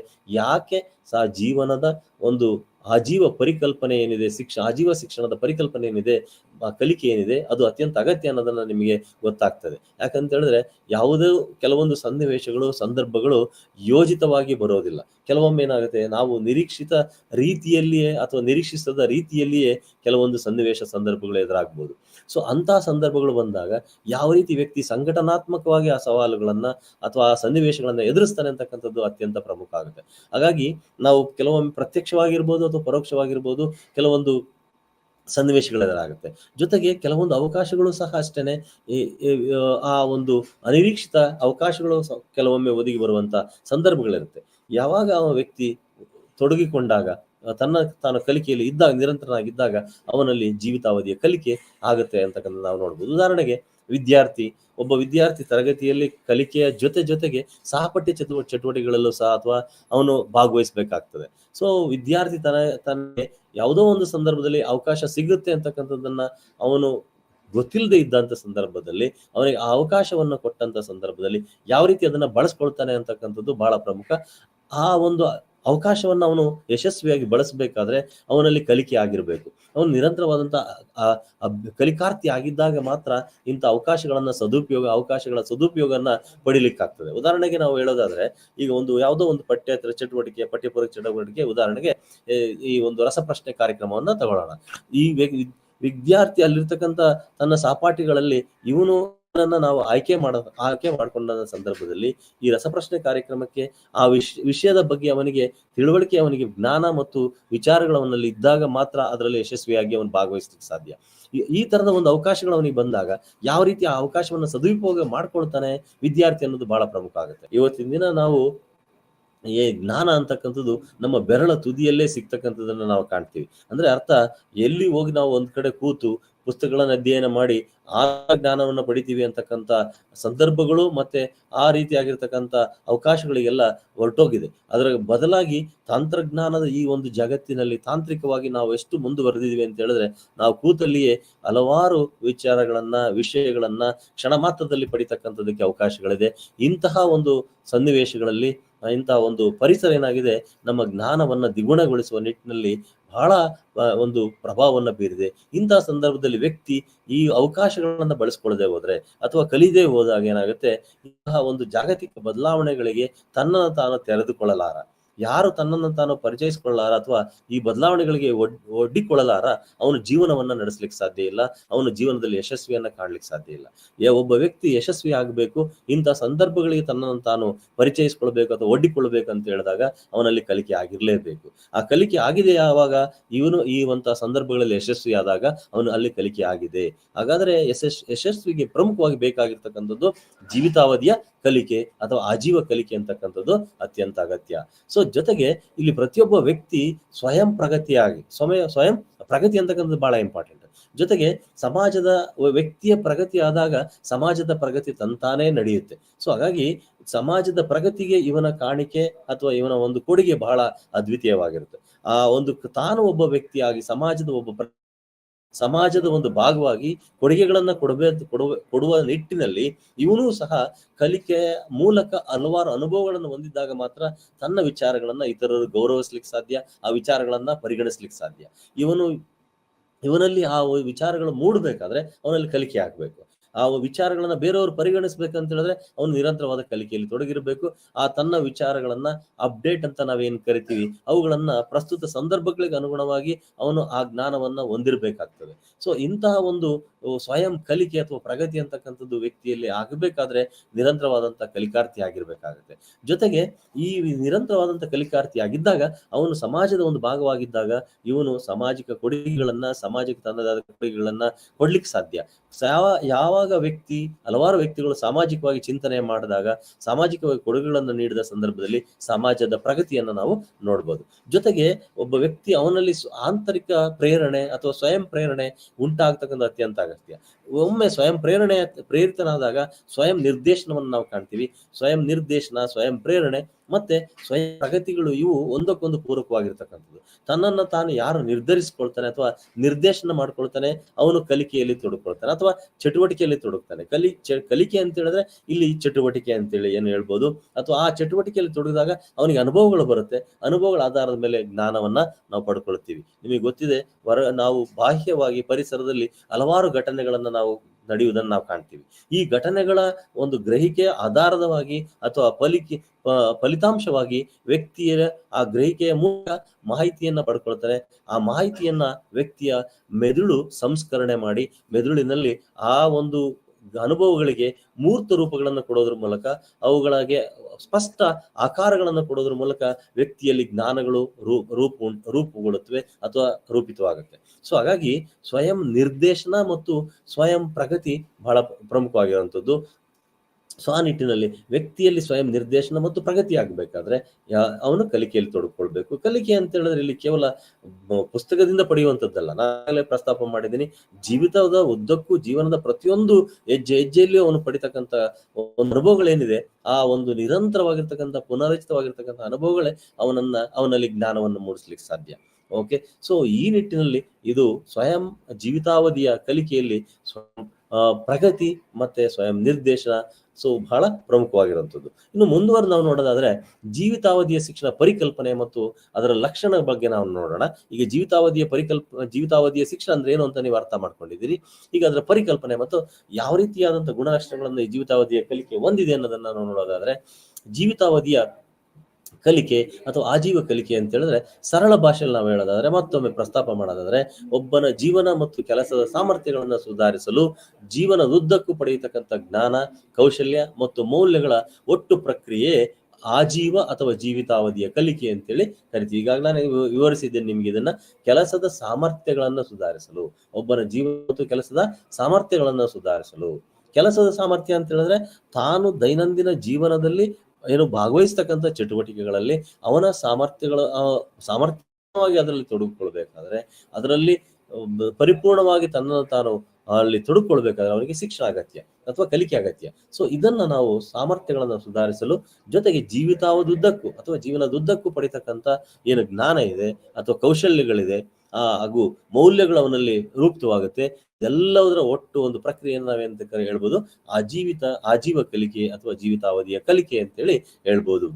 ಜೊತೆಗೆ ನಾ ಈಗಾಗಲೇ ಸ್ಪಷ್ಟವಾಗಿ ಹೇಳಿದೆ, ಈ ಒಂದು ಆಜೀವ ಕಲಿಕೆ ಅಂತ ಏನಿದೆ ಅಥವಾ ಜೀವಿತಾವಧಿ ಕಲಿಕೆ ಏನಿದೆ, ಇದು ಸ್ವಯಂ ಪ್ರೇರಣೆಯಿಂದ ಆಗುವಂಥದ್ದು, ಜೊತೆಗೆ ಸ್ವ ಇಚ್ಛೆಯಿಂದ ಆಗ್ತಕ್ಕಂಥ ಹಾಗೂ ಸ್ವನಿರ್ದೇಶನದಿಂದ ಆಗ್ತಕ್ಕಂಥದ್ದು. ಇಲ್ಲಿ ನಾವು ಉದಾಹರಣೆಗೆ ಹೇಳೋದಾದ್ರೆ, ಮಗು ಶಾಲೆಯಲ್ಲಿ ಕೇವಲ ಶಿಕ್ಷಕರ ಜೊತೆ 6 ರಿಂದ 7 ಗಂಟೆ ಅವಧಿಗಳಷ್ಟು ಅವನು ಶಿಕ್ಷಕರ ಜೊತೆ ಒಡನಾಡ್ತಾನೆ, ಮತ್ತೆ ಶಿಕ್ಷಕರಿಂದ ಮಾಹಿತಿಯನ್ನ ಅಥವಾ ಶಿಕ್ಷಣವನ್ನ ಪಡ್ಕೊಳ್ತಾನೆ. ಆದರೆ ಮಿಕ್ಕ ಅವಧಿಯಲ್ಲಿ ಯಾವ ರೀತಿ ತಾನು ಕಲಿಕೆಯಲ್ಲಿ ತೊಡಗಿಸ್ಕೊಳ್ತಾನೆ ಅನ್ನೋದ್ರ ಆಧಾರದ ಮೇಲೆ ವಿದ್ಯಾರ್ಥಿ ಅಥವಾ ಮಗುವಿನ ಜ್ಞಾನಾತ್ಮಕ ಬೆಳವಣಿಗೆ ಅಂತಕ್ಕಂಥದ್ದು ನಿಂತಿರುತ್ತೆ. ಸೊ ವ್ಯಕ್ತಿ ಅಥವಾ ವಿದ್ಯಾರ್ಥಿಯಲ್ಲಿ ಜ್ಞಾನಾತ್ಮಕ ಬೆಳವಣಿಗೆ ಆಗಬೇಕಾದ್ರೆ ಅವನು ನಿರಂತರ ಕಲಿಕೆಯಲ್ಲಿ ತೊಡಗಿಕೊಳ್ಬೇಕು. ಸೊ ಈ ನಿಟ್ಟಿನಲ್ಲಿ ನಾವು ಈ ಒಂದು ಸ್ವಪ್ರೇರಣೆ ಏನಿದೆ ಅಥವಾ ಸ್ವ ಇಚ್ಛೆ ಏನಿದೆ, ನಾನು ಕಲಿಬೇಕು, ಕಲಿಕೆಯಲ್ಲಿ ತೊಡಗಬೇಕು, ತನ್ಮೂಲಕ ಅನುಭವಗಳನ್ನ ಪಡಿಬೇಕು, ಜ್ಞಾನವನ್ನ ಹೆಚ್ಚಿಸ್ಕೊಳ್ಬೇಕು ಅಂತಕ್ಕಂಥ ಒಂದು ನಿರಂತರ ಪ್ರಕ್ರಿಯೆ ವ್ಯಕ್ತಿಯಲ್ಲಿ ಉಂಟಾಗಬೇಕಾದ್ರೆ ಅವನಿಗೆ ಜೀವಿತಾವಧಿಯ ಕಲಿಕೆ ಅಥವಾ ಆಜೀವ ಕಲಿಕೆಯ ಒಂದು ಪರಿಕಲ್ಪನೆ ಅವನಲ್ಲಿರ್ಬೇಕಾಗ್ತದೆ. ಜೊತೆಗೆ ವ್ಯಕ್ತಿಯ ವೈಯಕ್ತಿಕ ಕಾರಣಗಳಿಗೆ ಆಗಿರ್ಬೋದು ಅಥವಾ ವೃತ್ತಿ ಕಾರಣಗಳಿಗಾಗಿಯೂ ಅಥವಾ ಸ್ವಯಂ ಉಳಿವಿಗಾಗಿ, ನಾ ಈಗಾಗಲೇ ಹೇಳಿದ್ದೀನಿ ನಿಮ್ಗೆ, ಒಬ್ಬ ವ್ಯಕ್ತಿ ಸಮಾಜದಲ್ಲಿ ಉಳಿದು ಬಾಳ್ಬೇಕಾದ್ರೆ ಮತ್ತೆ ಯಶಸ್ವಿ ಜೀವನವನ್ನ ನಡೆಸಬೇಕಾದ್ರೆ ಅವನು ನಿರಂತರವಾದ ಕಲಿಕಾರ್ಥಿ ಆಗಿರ್ಬೇಕಾಗತ್ತೆ. ಅದು ಅಗ್ರಿಕಲ್ಚರ್ ಇರ್ಬೋದು, ವ್ಯವಸಾಯ ಇರ್ಬೋದು, ಅಥವಾ ಕೃಷಿ ರಂಗವೇ ಇರ್ಬೋದು, ಅಥವಾ ಶಿಕ್ಷಣ ಕ್ಷೇತ್ರವೇ ಇರ್ಬೋದು, ಅಥವಾ ವೈದ್ಯಕೀಯ ಕ್ಷೇತ್ರವೇ ಇರ್ಬೋದು, ಅಥವಾ ಇನ್ಯಾವುದೋ ತಾಂತ್ರಿಕ ಕ್ಷೇತ್ರವಿರ್ಬೋದು, ಅಥವಾ ರಾಜಕೀಯ ಕ್ಷೇತ್ರವೇ ಇರ್ಬೋದು. ಆದರೆ ಅಥವಾ ಅವನು ಈ ಯಾವುದೇ ಕ್ಷೇತ್ರದಲ್ಲಿ ವ್ಯಕ್ತಿ ಒಡನಾಡ್ತಾ ಇದ್ದಾನೆ ಅಥವಾ ಕ್ಷೇತ್ರದಲ್ಲಿ ತನ್ನನ್ನು ತಾನು ತೊಡಗಿಸಿಕೊಂಡಿದ್ದಾನೆ ಅಂದಾಗ ಆ ಕ್ಷೇತ್ರದಲ್ಲಿನ ಆ ಒಂದು ಸವಾಲುಗಳಿಗೆ ಅವನು ಒಡ್ಡಿಕೊಳ್ಬೇಕಾದ್ರೆ, ಆ ಸವಾಲುಗಳನ್ನ ಮೆಟ್ಟಿ ನಿಲ್ಬೇಕಾದ್ರೆ ಅವನಲ್ಲಿ ಶಿಕ್ಷಣ ಅಥವಾ ಕಲಿಕೆ ಅತ್ಯಂತ ಅಗತ್ಯ ಅನ್ನೋದನ್ನ ನಾವು ಅರ್ಥ ಮಾಡ್ಕೊಳ್ಬೇಕು ಇಲ್ಲಿ. ಹಾಗಾಗಿ ಸ್ವಪ್ರೇರಣೆ, ಸ್ವಇಚ್ಛೆ ಮತ್ತು ನಿರಂತರ ಪ್ರಕ್ರಿಯೆ ವೈಯಕ್ತಿಕ ಕಾರಣಗಳಿಗೆ ಅಥವಾ ವೃತ್ತಿ ಕಾರಣಗಳಿಗಾಗಿ, ಸ್ವಯಂ ಉಳಿವಿಗಾಗಿ, ಸ್ಪರ್ಧಾತ್ಮಕವಾಗಿ ಅಥವಾ ಉದ್ಯೋಗದ ಗುರಿ ಸಾಧನೆಗಾಗಿಯೂ ಇದು ನಿರಂತರವಾದಂತ ಅಧ್ಯಯನ ಅತ್ಯಂತ ಅಗತ್ಯ. ಈ ಉದಾಹರಣೆಗೆ ನಮ್ಮನ್ನೇ ತಗೊಳ್ಳಿ ಅಥವಾ ಶಿಕ್ಷಕರನ್ನೇ ತಗೊಳ್ಳಿ. ಒಬ್ಬ ಶಿಕ್ಷಕ ಯಶಸ್ವಿಯಾಗಿ ಪಾಠ ಬೋಧನೆ ಮಾಡ್ಬೇಕಾದ್ರೆ ಮತ್ತೆ ಆ ಬೋಧನೆಗೆ ಬೇಕಾಗಿರ್ತಕ್ಕ ಸಾಮರ್ಥ್ಯಗಳು ಅವನಲ್ಲಿ ಬೆಳಿಬೇಕಾದ್ರೆ, ಅವನ ವಿಕಾಸ ಆಗ್ಬೇಕಾದ್ರೆ ಅವನು ನಿರಂತರ ಕಲಿಕಾರ್ಥಿ ಆಗಿರ್ಲೇಬೇಕಾಗತ್ತೆ. ಯಾಕಂತ ಹೇಳಿದ್ರೆ ಇವತ್ತಿನ ಬದಲಾಗತಕ್ಕಂಥ ಕಲಿಕಾ ಸಂದರ್ಭಗಳೇನಿದೆ, ಸನ್ನಿವೇಶಗಳಿದೆ. ಯಾಕಂತ ಹೇಳಿದ್ರೆ ಸಂಶೋಧನೆಗಳು ಹಲವಾರು ನಾವೀನ್ಯವಾಗಿರ್ತಕ್ಕಂತಹ ಒಂದು ಬೋಧನಾ ವಿಧಾನಗಳಿರ್ಬೋದು ಅಥವಾ ನಾವೀನ್ಯವಾಗಿರ್ತಕ್ಕಂಥ ಚಟುವಟಿಕೆಗಳ ಉಗಮಕ್ಕೆ ಕಾರಣ ಆಗ್ತದೆ. ಸೊ ಇಂಥ ಒಂದು ಕಾರಣ ನಾವೀನ್ಯ ವಿಚಾರಗಳ ಬಗ್ಗೆ ಶಿಕ್ಷಕನ ಅರಿವಿಲ್ಲದೆ ಇದ್ದಾಗ ಅವನು ಸ್ಪರ್ಧಾತ್ಮಕವಾಗಿ ಮತ್ತು ಸಮರ್ಥವಾಗಿ ಬೋಧನೆಯನ್ನ ಕೈಗೊಳ್ಳಲಾರ. ಇದು ಸಮರ್ಥ ಬೋಧನೆಯನ್ನ ಮಾಡಬೇಕಾದ್ರೆ ತಾನು ಬೋಧನಾ ಕೌಶಲ್ಯಗಳನ್ನ ಯಶಸ್ವಿಯಾಗಿ ಬಳಸಿ ವಿದ್ಯಾರ್ಥಿಗಳಿಗೆ ವಿಷಯವನ್ನ ಮುಟ್ಟಿಸ್ಬೇಕಾದ್ರೆ ಅವನು ನಿರಂತರ ಕಲಿಕಾರ್ಥಿ ಆಗಿರ್ಬೇಕಾಗುತ್ತೆ. ಈಗ ನಾನು BD ಶಿಕ್ಷಣದಲ್ಲಿ ನಾನು ಬೋಧನೆ ಮಾಡ್ತಿದ್ದೀನಿ ಅಥವಾ ಇನ್ಯಾವುದೋ ಉಪನ್ಯಾಸಕನಾಗಿ ಕಾರ್ಯನಿರ್ವಹಿಸ್ತಿದ್ದೀನಿ ಅಂತೇಳಿ ಅಲ್ಲಿನ ವಿಚಾರಗಳನ್ನ ಇಲ್ಲಿ ತಂದು ನಾನು ಹೇಳಲಿಕ್ಕೆ ಸಾಧ್ಯ ಇಲ್ಲ. ಯಾಕಂತ ಹೇಳಿದ್ರೆ ಇದು ಈ ಒಂದು ಕ್ಷೇತ್ರದಲ್ಲಿ ಅಥವಾ ಈ ಒಂದು ಹಂತದ ಶಿಕ್ಷಣದಲ್ಲಿ ಇಲ್ಲಿನ ಬೇಕಾಗಿರ್ತಕ್ಕಂಥ ಮಾಹಿತಿಯನ್ನ ನಾನು ಕೊಡ್ತಕ್ಕಂಥ ಅತ್ಯಂತ ಅಗತ್ಯ. ಅಂದಾಗ ನಾನು ನನ್ನ ಒಂದು ಮೂಲ ಉದ್ಯೋಗದ ಜೊತೆ ಅಂದ್ರೆ ಮೂಲ ವಿಷಯದ ಪರಿಕಲ್ಪನೆ ಈ ವಿಷಯವನ್ನ ಅಥವಾ ಪರಿಕಲ್ಪನೆಯನ್ನು ಸಹ ನಾನು ಅಧ್ಯಯನ ಮಾಡ್ತಕ್ಕಂಥದ್ದು ಕಲಿತಕ್ಕಂಥದ್ದು ಅತ್ಯಂತ ಅಗತ್ಯ. ಅಂದ್ರೆ ಏನು, ನಾನು ಸಹ ನಿರಂತರವಾಗಿರ್ತಕ್ಕಂಥ ಕಲಿಕಾರ್ಥಿ ಆಗಿದ್ದೀನಿ ಅನ್ನತಕ್ಕಂಥದನ್ನ ನಾನು ಮನಗಾಣಬೇಕು. ಜೊತೆಗೆ ಇದು ವೈಯಕ್ತಿಕ ಬೆಳವಣಿಗೆಗೂ ಸಹ ಸಹಕಾರಿಯಾಗ್ತದೆ. ಜೊತೆಗೆ ನಾನು ಈ ಒಂದು ವೃತ್ತಿಯ ಬೆಳವಣಿಗೆಯನ್ನು ನಾನು ಕಾಣ್ಲಿಕ್ಕೆ ಸಾಧ್ಯ ಆಗುತ್ತೆ. ಈ ಒಂದು ಅಂಶವನ್ನ ನೀವು ಇಲ್ಲಿ ಜೀವಿತಾವಧಿಯ ಶಿಕ್ಷಣದಲ್ಲಿ ನೀವು ಕಾಣ್ಬೋದು. ಜೊತೆಗೆ ವ್ಯಕ್ತಿಯು ಈ ಒಂದು ಜೀವಿತಾವಧಿಯ ಕಲಿಕೆ ಏನಿದೆ, ಇದು ನಾನು ಈಗಾಗಲೇ ಪ್ರಸ್ತಾಪ ಮಾಡಿದ್ದೀನಿ. 3 ಮಾದರಿಯಲ್ಲಿ ಇದು ಕಲಿಕೆ ನಡೆಯುತ್ತೆ ಅಂತೇಳಿ. ಒಂದು ಔಪಚಾರಿಕವಾಗಿ, ಇನ್ನೊಂದು ಅನೌಪಚಾರಿಕವಾಗಿ, ಮತ್ತೊಂದು ಔಪಚಾರಿಕವಲ್ಲದ ರೀತಿಯಲ್ಲಿ ನಡೆಯುತ್ತೆ ಅಂತ ಹೇಳಿ ಹೇಳಿದ್ವಿ. ಸೊ ಜೊತೆಗೆ ಈ ಒಂದು ಔಪಚಾರಿಕ, ಅನೌಪಚಾರಿಕ ಮತ್ತು ಔಪಚಾರಿಕವಲ್ಲದ ರೀತಿಯಲ್ಲಿ ಜೀವನಕ್ಕೆ ಬೇಕಾಗಿರ್ತಕ್ಕಂಥ ಕೌಶಲ್ಯಗಳಿರ್ಬೋದು, ಜ್ಞಾನ ಇರ್ಬೋದು, ಅಥವಾ ಈ ಒಂದು ಮೌಲ್ಯಗಳಿರ್ಬೋದು, ಇವೆಲ್ಲವುಗಳು ಸಹ ಬೆಳವಣಿಗೆ ಆಗ್ಲಿಕ್ಕೆ ಸಾಧ್ಯ ಆಗ್ತದೆ. ಸೊ ಬೆಳವಣಿಗೆಯ ಮೂಲಕ ವ್ಯಕ್ತಿತ್ವ ಪರಿಪೂರ್ಣತೆಗೆ ಈ ಒಂದು ವೃತ್ತಿ ಸಾಮಾಜಿಕವಾಗಿ ಪಾಲ್ಗೊಳ್ಳುವಲ್ಲಿ ಮತ್ತು ಎಲ್ಲಾ ವಿಕಾಸಗಳಿಗಾಗಿಯೂ ಜೀವಿತಾವಧಿಯ ಕಲಿಕೆ ಅತ್ಯಂತ ಅಗತ್ಯ. ನಾನು ಹೇಳ್ತಾ ಇದ್ದೀನಿ, ಪ್ರಾರಂಭದಿಂದನೂ ನಿಮಗೆ ಹೇಳ್ತಾ ಬಂದಿದ್ದೀನಿ, ಯಾವುದೇ ಒಂದು ಸಮಾಜದಲ್ಲಿ ಅವನು ಬಾಳಬೇಕಾದ್ರೆ ಅವನಿಗೆ ಜೀವಿತಾವಧಿ ಕಲಿಕೆ ಅತ್ಯಂತ ಅಗತ್ಯ. ಜೊತೆಗೆ ಪ್ರತಿಯೊಂದು ಸನ್ನಿವೇಶಗಳು, ಸಂದರ್ಭಗಳು ಹೊಸದಾಗಿದ್ದಾಗ ಅವುಗಳನ್ನ ಎದುರಿಸ್ತಕ್ಕಂಥ ಮತ್ತು ಅವುಗಳಲ್ಲಿ ತನ್ನನ್ನು ತಾನು ಒಡ್ಡಿಕೊಳ್ತಕ್ಕಂಥ ಒಂದು ಪ್ರಮೇಯ ಉಂಟಾದಾಗ ಅಥವಾ ಸಂದರ್ಭಗಳು ಎದುರಾದಾಗ ಅವನು ಕಲಿಕಾರ್ಥಿ ಆಗಿರ್ಲೇಬೇಕಾಗ್ತದೆ.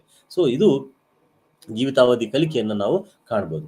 ಜೊತೆಗೆ ನಾವೀಗಾಗಲೇ ಗೊತ್ತಿದೆ ನಮ್ಗೆ ಈ ಒಂದು ಪರಿಕಲ್ಪನೆ, ಜೀವಿತಾವಧಿ ಪರಿಕಲ್ಪನೆ ಏನಿದೆ 1990ರ ವೇಳೆಗೆ ಪರಿಚಯಿಸಲ್ಪಟ್ಟು ಯುನೆಸ್ಕೋ 1976ರ ಅವಧಿಯಷ್ಟೊತ್ತಿಗೆ ತುಂಬಾ ಪ್ರಮುಖ ಪ್ರಗತಿಯನ್ನು ಸಾಧಿಸಲಿಕ್ಕೆ ಇದು ಕಾರಣ ಆಗಿದೆ. ಜೊತೆಗೆ 4 ಮತ್ತು ಇತರರು learning to be the world of education today and tomorrow ವರದಿ ಏನಿದೆ, ಈ ಒಂದು ವರದಿಯಲ್ಲಿ ಶಿಕ್ಷಣ ಕೇವಲ ಮೇಲ್ವರ್ಗದ ಅಥವಾ ಸಮಾಜದ ಕೆಲವು ವರ್ಗ, ಗುಂಪುಗಳ, ಸಮುದಾಯಗಳ ಅಥವಾ ಒಂದು ವಿಶಿಷ್ಟ ವಯಸ್ಸಿನ ವ್ಯಕ್ತಿಗಳಿಗೆ ಮಾತ್ರ ಸೀಮಿತವಾಗಿಲ್ಲ, ಅಲ್ಲದೆ ಇದು ಸಾರ್ವತ್ರಿಕ ಮತ್ತು ಜೀವನದುದ್ದಕ್ಕೂ ಗಳಿಸಿಕೊಳ್ತಕ್ಕಂಥ ಅಂಶಗಳಾಗಿವೆ ಎಂದು ಪ್ರತಿಪಾದಿಸಿದ್ದಾರೆ. ಏನಪ್ಪಾ ಅಂತ ಹೇಳಿದ್ರೆ, ಲರ್ನಿಂಗ್ ಟು ಬಿ ಅಂದ್ರೆ ಕಲಿಕೆಗಾಗಿ ಕಲಿಕೆ, ಲರ್ನಿಂಗ್ ಟು ಬಿ, ನಾವು ಕಲಿತಕ್ಕಂಥದ್ದು. ಅದು ಈ ಒಂದು 4 ಮತ್ತು ಇತರ ಏನು ಹೇಳಿದರೆ the world of education today and tomorrow ಅಂತಕ್ಕಂಥ ವರದಿ ಏನಿದೆ, ಈ ಶಿಕ್ಷಣ ಮೊದಲೆಲ್ಲ ಇವರು ಯಾಕೆ ಈ ಮಾತನ್ನ ಪ್ರಸ್ತಾಪ ಮಾಡಿದ್ದಾರೆ ಅಂತ ಹೇಳಿದ್ರೆ, ಈ ಮೊದಲು ಶಿಕ್ಷಣ ಅಂತಕ್ಕಂಥದ್ದು ಯಾವುದೋ ಒಂದು ವರ್ಗದ, ಒಂದು ಜನಾಂಗದ ಅಥವಾ ಸಮುದಾಯದ ಆಸ್ತಿ ಆಗಿತ್ತು ಅಥವಾ ಅವರು ಹಕ್ಕಿನ ಪ್ರತಿಪಾದಕರಾಗಿದ್ರು.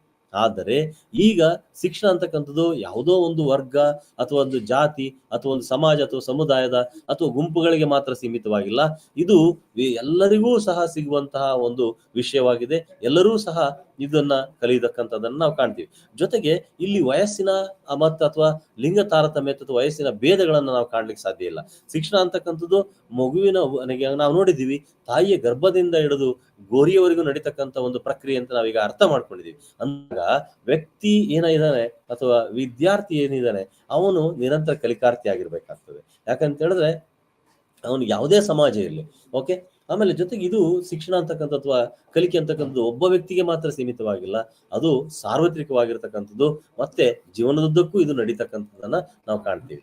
ಜೊತೆಗೆ ಡೆಲೋಸ್ 1996ರಲ್ಲಿ ದ ಲರ್ನಿಂಗ್ ಅಥವಾ ಟ್ರೆಸರ್ ವಿಥಿನ್ ಅಂತಕ್ಕಂಥ ಒಂದು ವರದಿ ಏನಿದೆ, ಅದರಲ್ಲಿ ನಿರಂತರ ಕಲಿಕೆ ಸಮಾಜದ ಹೃದಯದ ಮಿಡಿತ ಅಂತೇಳಿ ಹೇಳ್ತಾರೆ. ಬಹಳ ಸುಂದರವಾಗಿರ್ತಕ್ಕಂಥ ಮಾತುಗಳನ್ನ ನಾವು ನೋಡ್ಬೋದು.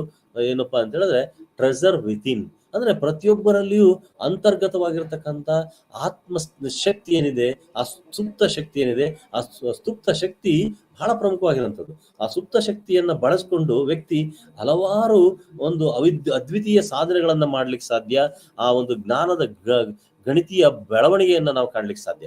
ಹಾಗಾಗಿ ನಿರಂತರ ಕಲಿಕೆ ಅಂತಕ್ಕಂಥದ್ದು ಸಮಾಜದ ಒಂದು ಹೃದಯ ಮಿಡಿತವಾಗಿದೆ. ನಾವು ನೋಡ್ಬೋದು, ಒಂದು ರಾಷ್ಟ್ರ ಅಭಿವೃದ್ಧಿ ಹೊಂದಿದ ರಾಷ್ಟ್ರ, ಪ್ರಗತಿ ಪರ ರಾಷ್ಟ್ರ, ಪ್ರಗತಿಯನ್ನ ಕಂಡಂತ ರಾಷ್ಟ್ರ ಅಂತ ನಾವು ಭಾವಿಸೋದಾದ್ರೆ ಅಲ್ಲಿ ಎಲ್ಲರೂ ಸುಶಿಕ್ಷಿತರಾಗಿರ್ತಕ್ಕಂಥ ಮತ್ತು ಎಲ್ಲರೂ ನಿರಂತರವಾಗಿ ಕಲಿಕೆಯಲ್ಲಿ ತೊಡಗಿರ್ತಕ್ಕಂಥ ಮತ್ತು ಹಲವಾರು ಅನುಭವಗಳನ್ನು ತಾಂತ್ರಿಕವಾಗಿರ್ಬೋದು, ಸಾಹಿತ್ಯಿಕವಾಗಿರ್ಬೋದು, ಸಾಂಸ್ಕೃತಿಕವಾಗಿರ್ಬೋದು, ಸಾಮಾಜಿಕವಾಗಿ ಎಲ್ಲಾ ರಂಗಗಳಲ್ಲಿಯೂ ಸಹ ಜ್ಞಾನವನ್ನು ಹೊಂದಿರತಕ್ಕಂಥ ವ್ಯಕ್ತಿಗಳನ್ನ ನಾವು ಕಾಣ್ಬೋದು. ಇದೆಲ್ಲ ಹೆಂಗ್ ಸಾಧ್ಯ ಆಯ್ತು? ಆ ಸಮಾಜದಲ್ಲಿ ಯಾಕೆ ಇಷ್ಟೊಂದು ಕಲಿತಂತಹ ಅಥವಾ ಕಲಿಕಾರ್ಥಿಗಳನ್ನು ನಾವು ಕಾಣ್ತೀವಿ ಅಂತ ಹೇಳಿದ್ರೆ ಅವರ ಸ್ವಯಂ ಪ್ರೇರಣೆ, ಸ್ವಯಂ ನಿರ್ದೇಶನ ಮತ್ತು ಆಸಕ್ತಿಯಿಂದ ಇದು ಸಾಧ್ಯ ಆಗ್ತದೆ. ಸೊ ಉದಾಹರಣೆಗೆ ನಾವು ಜಪಾನ್ ಅನ್ನು ನಾವು ಪರಿಗಣಿಸೋದಾದ್ರೆ, ಜಪಾನ್ನಲ್ಲಿ ಅನುಭವವನ್ನು ಪಡಿತಕ್ಕಂಥ ಮತ್ತು ಮಾಡಿ ಸ್ವತಃ ಅನುಭವಿಸಿ ಕಲಿಕೆಯನ್ನು ತೊಡಕೊಳ್ಳುವಂತ ನಾವು ಸಂದರ್ಭಗಳನ್ನು ನಾವು ಕಾಣ್ತೀವಿ. ಅದೇ ರೀತಿ ಭಾರತದಲ್ಲಿಯೂ ಸಹ ನಾವು ಎಕ್ಸ್ಪೀರಿಯನ್ಷಿಯಲ್ ಲರ್ನಿಂಗ್ ಅಂದ್ರೆ ಅನುಭವದ ಮೂಲಕ ಕಲಿಕೆಯನ್ನ ನಾವು ಒದಗಿಸ್ತಾ ಇದೀವಿ. ಇಲ್ಲಿ ಮಗು ಸಹ ಕಲಿಕೆಯಲ್ಲಿ ಅಂದ್ರೆ ಚಟುವಟಿಕೆಯಲ್ಲಿ ತೊಡಗೋದ್ರ ಮೂಲಕ ಅವನು ಅನುಭವವನ್ನು ಪಡೆಯೋದ್ರ ಮೂಲಕ ಅವನಲ್ಲಿ ಕಲಿಕೆಯನ್ನು ಉಂಟು ಮಾಡ್ತಾ ಇದೀವಿ. ಅಂದಾಗ ಈ ಒಂದು ನಿರಂತರವಾದಂತ ಕಲಿಕೆ ಇದೆ ಅಲ್ಲ, ಇದು ಸಹ ಬಹಳ ಪ್ರಮುಖವಾಗಿರ್ತಕ್ಕಂಥದ್ದು. ಆ ನಿರಂತರ ಕಲಿಕೆ ಅಂತಕ್ಕಂಥದ್ದು ಸಮಾಜದ ಒಂದು ಹೃದಯದ ಮಿಡಿತ ಅಂತೇಳಿ ನಾವಾದ್ರೂ ಭಾವಿಸ್ಬೋದು. ಜೊತೆಗೆ ಇದನ್ನ ಬಹಳ ಅರ್ಥಪೂರ್ಣವಾಗಿಲ್ಲವೇ ಕೊಟ್ಟಿರುವುದನ್ನ ನಾವು ಕಾಣ್ಬೋದು. ಸೊ ನಿರಂತರ ಕಲಿಕೆ ಏನಿದೆ ಅದು ಸಮಾಜದ ಒಂದು ಹೃದಯ. ಯಾಕಂತ ಹೇಳಿದ್ರೆ ಹೃದಯ ಬಡಿತ ಆದಾಗ ಮಾತ್ರ ನಮ್ಮ ಮನುಷ್ಯ ಜೀವಿಸ್ಲಿಕ್ಕೆ ಸಾಧ್ಯ. ಹಾಗೇನೆ ಎಲ್ಲರೂ ಸಮಾಜದಲ್ಲಿರ್ತಕ್ಕಂಥ ವ್ಯಕ್ತಿಗಳೆಲ್ಲರೂ ಕಲಿಕೆಯಲ್ಲಿ ತೊಡಗಿದಾಗ ಮಾತ್ರ ಸಮಾಜದ ಪ್ರಗತಿ ಕಾಣ್ಲಿಕ್ಕೆ ಸಾಧ್ಯ. ನಾನು ಪ್ರಸ್ತಾಪ ಮಾಡಿದೆ ಪ್ರಾರಂಭದಲ್ಲಿನೇ, ಎಲ್ಲರೂ ಕಲಿಕೆಯಲ್ಲಿದ್ದಾಗ ಆ ಸಮಾಜದ ಪ್ರಗತಿ ಆಗತ್ತೆ. ಯಾವಾಗ ಯಾವ ಸಮಾಜ ಹಿಂದುಳಿಯುತ್ತೆ, ಯಾವ ಸಮಾಜ ಪ್ರಗತಿಯನ್ನ ಕಾಣೋದಿಲ್ಲ ಅಂತ ಹೇಳಿದ್ರೆ, ಎಲ್ಲಿ ವ್ಯಕ್ತಿಗಳು ಸ್ವಯಂ ನಿರ್ದೇಶಿತರಾಗಿ ಸ್ವಪ್ರೇರಣೆಯಿಂದ ಪ್ರಗತಿಗಾಗಿ ಮತ್ತು ಸಮಾಜದ ಪ್ರಗತಿಗಾಗಿ ಕಲಿಕೆಯಲ್ಲಿ ತೊಡಗೋದಿಲ್ವೋ ಅಲ್ಲಿ ಆ ಸಮಾಜ ಹಿಂದುಳಿಯುವುದನ್ನು ನಾವು ಕಾಣ್ತೀವಿ. ಸೊ ಹಾಗಾಗಿ ಜೀವಿತಾವಧಿಯ ಕಲಿಕೆ ಮತ್ತು ಅಥವಾ ಅಜೀವ ಕಲಿಕೆ ಅಂತಕ್ಕಂಥದ್ದು ಏನಿದೆ ಬಹಳ ಪ್ರಮುಖವಾಗಿರುವಂಥದ್ದು. ಹಾಗಾಗಿನೇ ನಾವು ಆಜೀವ ಕಲಿಕೆಯನ್ನ ಅಥವಾ ಜೀವಿತಾವಧಿಯ ಕಲಿಕೆಯನ್ನ ಒಂದು ಸಮಾಜದ ಅಥವಾ ಸಮುದಾಯದ ಒಂದು ಹೃದಯದ ಮಿಡಿತ ಅಂತೇಳಿ ಭಾವಿಸ್ಬೋದು. ಜೊತೆಗೆ ಈ ಒಂದು ಜೀವಿತಾವಧಿಯ ಕಲಿಕೆ ಏನಿದೆ ಇದು ಪ್ರಮುಖವಾಗಿ 4 ಸ್ತಂಭಗಳ ಮೇಲೆ ನಿಂತಿರೋದನ್ನ ನಾವು ಕಾಣ್ತೀವಿ. ಏನಪ್ಪಾ ಅಂತ ಹೇಳಿದ್ರೆ, ಜ್ಞಾನಕ್ಕಾಗಿ ಕಲಿಕೆ, ಲರ್ನಿಂಗ್. ಲರ್ನಿಂಗ್ ಅಂತ ಹೇಳಿದ್ರೆ ನಾವು ಕಲಿಕೆ ಯಾಕೆ ಮಾಡ್ತೀವಿ, ಕಲಿಕೆ ಯಾಕೆ ಬೇಕು ಒಬ್ಬ ವ್ಯಕ್ತಿಗೆ ಅಗತ್ಯವಾಗಿದೆ. ಈಗ ನೀವು ನೋಡ್ಬೋದು, ಪ್ರಾಣಿಗಳಲ್ಲಿಯೂ ಸಹ ಕಲಿಕೆ ಆಗುವುದನ್ನು ನಾವು ಕಾಣ್ತೀವಿ. ಓಕೆ, ಹುಟ್ಟಿದ ಹಸುವಿನ ಮಗು ನೆಕ್ಸ್ಟ್ ಕ್ಷಣದಲ್ಲಿ ತಾಯಿಯ ಹಾಲನ್ನ ಸೇವಿಸ್ತಕ್ಕಂಥದ್ದು, ಅದು ಇಚ್ಛೆಯನ್ನ ಪಡುತ್ತೆ. ಅಂದ್ರೆ ಅರ್ಥ ಏನಿಲ್ಲಿ, ಕಲಿಕೆ ಅಂತಕ್ಕಂಥದ್ದು ಬಹಳ ಜೀವನಕ್ಕಾಗಿ ಕಲಿಕೆ ಅಂತಕ್ಕಂಥದ್ದು ಬಹಳ ಅಗತ್ಯ. ಕಲಿಕೆ ಆಗದೆ ಹೋದ್ರೆ ಜೀವನ ಆಗೋದಿಲ್ಲ. ಆ ಹಸುವಿನ ಕರು ತಾಯಿಯ ಹಾಲನ್ನ ಸೇವಿಸ್ಬೇಕಂತಕ್ಕಂಥದನ್ನ ಅದು ತಿಳಿದೇ ಹೋದ್ರೆ, ಅರಿದೇ ಹೋದ್ರೆ ಅಥವಾ ಅದನ್ನ ಕಲಿದೇ ಹೋದ್ರೆ ಅದು ಜೀವಿಸ್ಲಿಕ್ಕೆ ಸಾಧ್ಯ ಇಲ್ಲ. ಅಂದ್ರೆ ಲರ್ನಿಂಗ್, ಕಲಿಕೆ, ಆ ಜ್ಞಾನಕ್ಕಾಗಿ ಕಲಿಕೆ ಏನಿದೆ ಅದು ಬಹಳ ಇಂಪಾರ್ಟೆಂಟ್. ಜೊತೆಗೆ ಮಾಡುವುದಕ್ಕಾಗಿ ಕಲಿಕೆ, ಲರ್ನಿಂಗ್ ಟು ಡೂ. ಯಾವುದಾದ್ರೂ ಒಂದು ನಾವು ಕಾರ್ಯವನ್ನ ನಾವು ಮಾಡ್ಬೇಕಾದ್ರೆ, ಆ ಕೆಲಸ ಅಥವಾ ಕಾರ್ಯದಲ್ಲಿ ಯಶಸ್ವಿ ಆಗ್ಬೇಕಾದ್ರೆ, ಜೊತೆಗೆ ಸಮಸ್ಯೆಗಳನ್ನ ನಾವು ಯಶಸ್ವಿಯಾಗಿ ಎದುರಿಸಬೇಕಾದ್ರೆ ನಾವು ಕಲಿಕೆಯಲ್ಲಿ ತೊಡಕೊಳ್ತಕ್ಕಂಥದ್ದು ಅತ್ಯಂತ ಅಗತ್ಯ. ಅಂದ್ರೆ ಮಾಡುವುದಕ್ಕಾಗಿ ಕಲಿಕೆ, ಏನಾದ್ರೂ ಕಾರ್ಯವನ್ನ ಮಾಡ್ತೀವಿ ಅಂತ ಹೇಳಿದ್ರೆ ಕಲಿಕೆ ಆಗ್ಲೇಬೇಕು, ಆ ಕಲಿಕೆನಲ್ಲಿ ತೊಡಗಿರ್ಲೇಬೇಕು. ಆ ಒಂದು ಅಂಶವನ್ನ ನಾವು ಕಾಣ್ತೀವಿ. ಜೊತೆಗೆ ಕಲಿಕೆಗಾಗಿ ಕಲಿಕೆ, ಲರ್ನಿಂಗ್ ಟು ಬಿ. ಕಲಿಕೆ ಯಾವುದು, ಕಲಿತಕ್ಕಂಥದ್ದು, ಈ ವಿಚಾರಗಳನ್ನು ತಿಳ್ಕೊಳ್ತಕ್ಕಂಥದ್ದು, ಅರಿತಕ್ಕಂಥದ್ದು, ಜೊತೆಗೆ ಅನುಭವಗಳನ್ನ ನಾವು ಪುನಃ ರಚಿಸ್ಕೊಳ್ತಕ್ಕಂಥದ್ದು. ಓಕೆ, ಅಸಿಮ್ಯುಲೇಷನ್, ಅಕಾಮಡೇಷನ್ ಅಂಡ್ ನಾವು ನೋಡ್ತೀವಿ ಪಿಯಾಜೆ ಅವರ ಒಂದು ಜ್ಞಾನಾತ್ಮಕ ವಿಕಾಸದಲ್ಲಿ ನೀವು ನೋಡ್ತೀರಾ. ಸೊ ಯಾವ ರೀತಿ ಈ ಕಲಿಕೆ ಅಂತಕ್ಕಂಥದ್ದು ನಡೆಯುತ್ತೆ. ಜೊತೆಗೆ ಸ್ವಾಂಗೀಕರಣ ಅಂತ ಏನ್ ಕರಿತೀವಿ, ಆ ಸ್ವಾಂಗೀಕರಣದ ಮೂಲಕ ಇತರ ಹೊಸ ವಿಷಯಗಳಿಗೆ ಆ ವಿಷಯವನ್ನ ಅರ್ಥೈಸಿಕೊಂಡು ಮತ್ತೊಂದು ಹೊಸ ವಿಚಾರಕ್ಕೆ ಅಲ್ಲಿ ಜಾಗವನ್ನ ಮಾಡ್ಕೊಡ್ತಕ್ಕಂಥ ಅಥವಾ ದಾರಿಯನ್ನ ಮಾಡ್ಕೊಡೋದನ್ನ ನಾವು ಕಾಣ್ತೀವಿ. ಅಂದ್ರೆ ಅರ್ಥ ಏನಪ್ಪಾ ಅಂತ ಹೇಳಿದ್ರೆ, ಕಲಿಕೆ ಅಂತ ಸಮುದಾಯದಲ್ಲಿ ಒಟ್ಟಾಗಿ ಬಾಳ್ತಕ್ಕಂಥದ್ದು ಅಗತ್ಯ. ಈ ಒಟ್ಟಾಗಿ ಜೀವಿಸ್ಬೇಕಾದ್ರೆ ಕಲಿಕೆ ಆಗ್ಲೇಬೇಕು. ಇಲ್ಲ ಅಂತ ಹೇಳಿದ್ರೆ ಆ ಗುಂಪಿನಿಂದ ಹೊರ ಹೋಗೋದನ್ನ, ಆ ಗುಂಪಿನಿಂದ ಪ್ರತ್ಯೇಕವಾಗಿ ಕಾಣುವುದನ್ನ ಅಥವಾ ಇಡುವುದನ್ನು ನಾವು ನೋಡ್ತೀವಿ. ಹಾಗಾಗಿ ಈ ಒಟ್ಟಾರೆಯಾಗಿ ಜೀವಿಸಲು ನಮ್ಗೇನ್ ಬೇಕು, ಕಲಿಕೆ ಬೇಕು. ಅಂದ್ರೆ ಈ ಜೀವಿತಾವಧಿಯ ಕಲಿಕೆ ಏನಿದೆ ಇದು ಪ್ರಮುಖವಾಗಿ 4 ಆಧಾರ ಸ್ತಂಭಗಳ ಮೇಲೆ ನಿಂತಿದೆ ಅಂತ ಹೇಳ್ಬೋದು. ಮೊದಲನೇದಾಗಿ ಜ್ಞಾನಕ್ಕಾಗಿ ಕಲಿಕೆ, ಲರ್ನಿಂಗ್. ಎರಡನೇದು ಮಾಡುವುದಕ್ಕಾಗಿ ಕಲಿಕೆ, learning to do, learning to be. Next ಜೀವಿಸಲು ಕಲಿಕೆ ಅಥವಾ ಒಟ್ಟಾಗಿ ಜೀವಿಸಲು ಕಲಿಕೆ, ಲರ್ನಿಂಗ್ ಟುಗೆದರ್ ಅಂತಕ್ಕಂಥದನ್ನ ಈ 4 ಪ್ರಮುಖವಾದಂತ ಪಿಲ್ಲರ್ಗಳ ಮೇಲೆ ನಿಂತಿರೋದನ್ನ ನಾವು ನೋಡ್ತೀವಿ. ಜೊತೆಗೆ ಇದರ ಒಂದು ಸಾರಾಂಶ ಏನಪ್ಪಾ ಅಂತ ಹೇಳಿದ್ರೆ, ಜೀವಿತಾವಧಿಯ ಕಲಿಕೆಯ ಬೇರುಗಳು ಜೀವನ ಮತ್ತು ಕಲಿಕೆಯ ಸಮಗ್ರತೆ, ಮತ್ತೆ ತಮ್ಮ ವಯೋಮಾನದ ಅಥವಾ ಲಿಂಗ ತಾರತಮ್ಯವಿಲ್ಲದೆ ಎಲ್ಲಾ ವ್ಯಕ್ತಿ ಅಥವಾ ಜನರ ಕಲಿಕೆಯ ಚಟುವಟಿಕೆಯನ್ನು ಒಳಗೊಂಡಿದೆ. ನಾನು ಆಗ್ಲೇ ಪ್ರಾರಂಭದಲ್ಲಿ ಹೇಳಿದ್ದೀನಿ, ಏನಪ್ಪಾ ಅಂತ ಹೇಳಿದ್ರೆ ಈ ಒಂದು ಜೀವಿತಾವಧಿಯ ಕಲಿಕೆ ಏನಿದೆ ಇದು ಜೀವನದ ಸಮಗ್ರತೆ. ಈ ಒಂದು ಯಾವುದು ವ್ಯಕ್ತಿ ಜೀವಿಸ್ತಾ ಇದ್ದಾನೆ ಒಂದು ಸಮಾಜದಲ್ಲಿ ಅಥವಾ ಪ್ರತಿನಿತ್ಯ ನಾವು ನೀವು ನೋಡ್ಬೋದು, ನಿತ್ಯಗೊಮ್ಮೆ ನಿತ್ಯ ಮರಣ, ಮತ್ತೆ ನಾವು ಮತ್ತೆ ಹೊಸದಾಗಿ ಕಂಡುಬಿಟ್ಟ ನಂತರ ಅಥವಾ ಬೆಳಗಿನ ಎದ್ದ ತಕ್ಷಣ ಹೊಸ ಜನ್ಮವನ್ನು ನಾವು ಪಡಿತೀವಿ. ಅಂದ್ರೆ ಹೊಸ ಹೊಸ ವಿಚಾರಗಳು ಬರ್ತಾ ಹೋಗ್ತದೆ, ಹೊಸ ವಿಚಾರಗಳನ್ನು ನಾವು ತಳಿತಾ ಹೋಗ್ತಾ ಇದೀವಿ.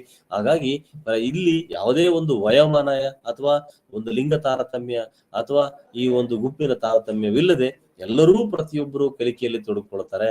ಹಾಗಾಗಿ ಈ ಒಂದು ಕಲಿಕೆ ಅಂತಕ್ಕಂಥದ್ದು ಹಲವಾರು ಚಟುವಟಿಕೆಗಳನ್ನ ಒಳಗೊಂಡಿದೆ.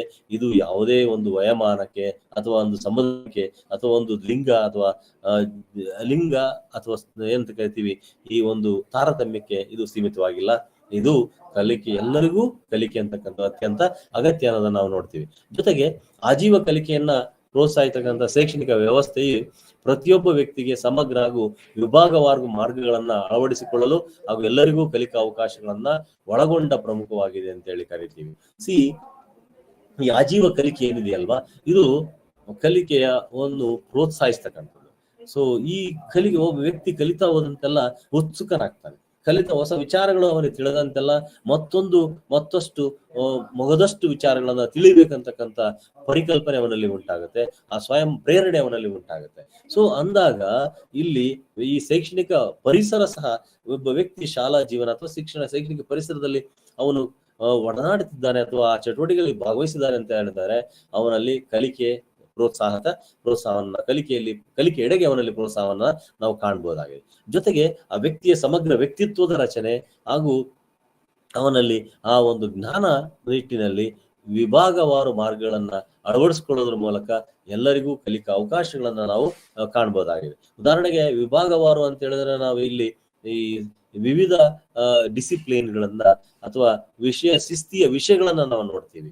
ಸೊ ವಿಜ್ಞಾನ ವಿಭಾಗ ಇರ್ಬೋದು ಅಥವಾ ಸಮಾಜ ವಿಜ್ಞಾನ ವಿಭಾಗ ಇರ್ಬೋದು ಅಥವಾ ಗಣಿತ ವಿಭಾಗ ಅಥವಾ ಭಾಷಾ ವಿಭಾಗ, ಈ ರೀತಿ ವಿಭಾಗವಾರು ಶೈಕ್ಷಣಿಕ ಸಂದರ್ಭಗಳನ್ನ ನೀಡಿದಂತ ಸಂದರ್ಭದಲ್ಲಿ ವಿದ್ಯಾರ್ಥಿ ಅಥವಾ ಕಲಿಕಾರ್ಥಿಯು ತೊಡಗಿಕೊಳ್ಳೋದ್ರ ಮೂಲಕ ಶಿಕ್ಷಣವನ್ನ ಅವನು ಪಡೆಯೋದ್ರ ಮೂಲಕ, ಅಂದ್ರೆ ಕಲಿಕೆಯಲ್ಲಿ ತೊಡಗಿಕೊಳ್ಳೋದ್ರ ಮೂಲಕ ಅವನು ಶಿಕ್ಷಣವನ್ನ ಪಡಿತಾನೆ.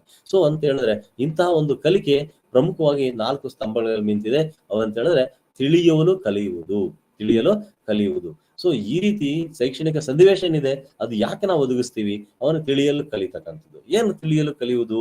ರಚನಾತ್ಮಕ ಜ್ಞಾನವನ್ನು ಪಡೆಯುವುದಕ್ಕಿಂತ ಹೆಚ್ಚಾಗಿ ಕಲಿಕೆಯ ಸಾಧನಗಳನ್ನು ನಾವು ಕರಗತ ಮಾಡ್ಕೊಳ್ತಕ್ಕಂಥದ್ದು. ಈಗ ಯಾರೋ ಒಬ್ರು ಹೇಳಿದರೆ ಆ ವಿಚಾರವನ್ನ ಈಗಾಗಲೇ ಅವರು ಪ್ರಸ್ತಾಪ ಮಾಡಿದರೆ ಅದನ್ನ ತಿಳ್ಕೊಂಡ್ರೆ ಸಾಕು, ನನ್ನಲ್ಲಿ ಜ್ಞಾನ ಉಂಟಾಗಿದೆ, ನನಗೆ ಅನುಭವ ಬಂದಿದೆ ಅಂತ ಹೇಳಿ ಭಾವಿಸೋದು ತುಂಬಾ ತಪ್ಪು.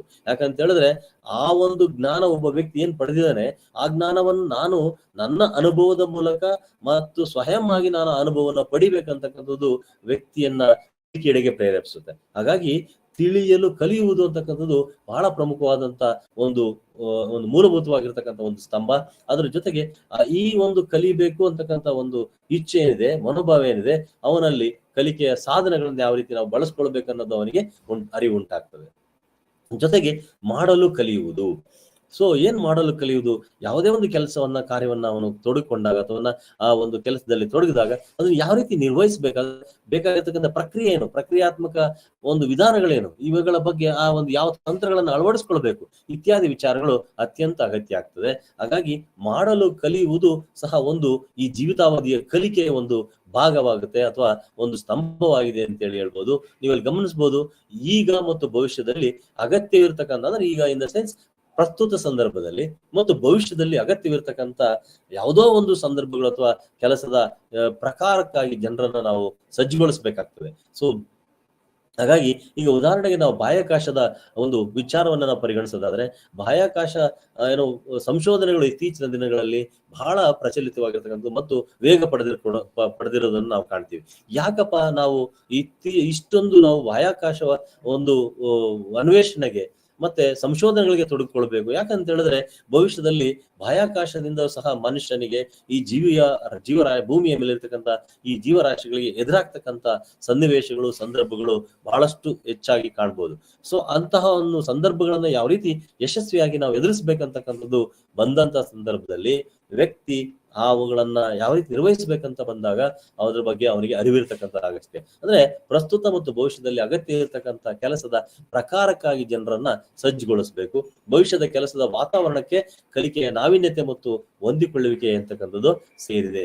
ಯಾವಾಗಲೂ ನವೀನವಾಗಿರ್ತಕ್ಕಂಥ ವಿಚಾರಗಳನ್ನ ನವೀನ ವಿಧಾನಗಳ ಮೂಲಕ ಕಲಿತಾ ಹೋದಂತ ಸಂದರ್ಭದಲ್ಲಿ ಆ ವ್ಯಕ್ತಿ ಅವನಲ್ಲಿ ಕಲಿಕೆ ಉಂಟಾಗುತ್ತೆ, ಆ ಸಂದರ್ಭಕ್ಕೆ ಹೊಂದಾಣಿಕೆ ಮಾಡ್ಕೊಳ್ತಾನೆ. ಸೊ ಉದಾಹರಣೆಗೆ ನೀವು ಕೇಳಿರ್ಬೋದು ಜಿರಾಫೆಯ ಬಗ್ಗೆ. ಈ ಒಂದು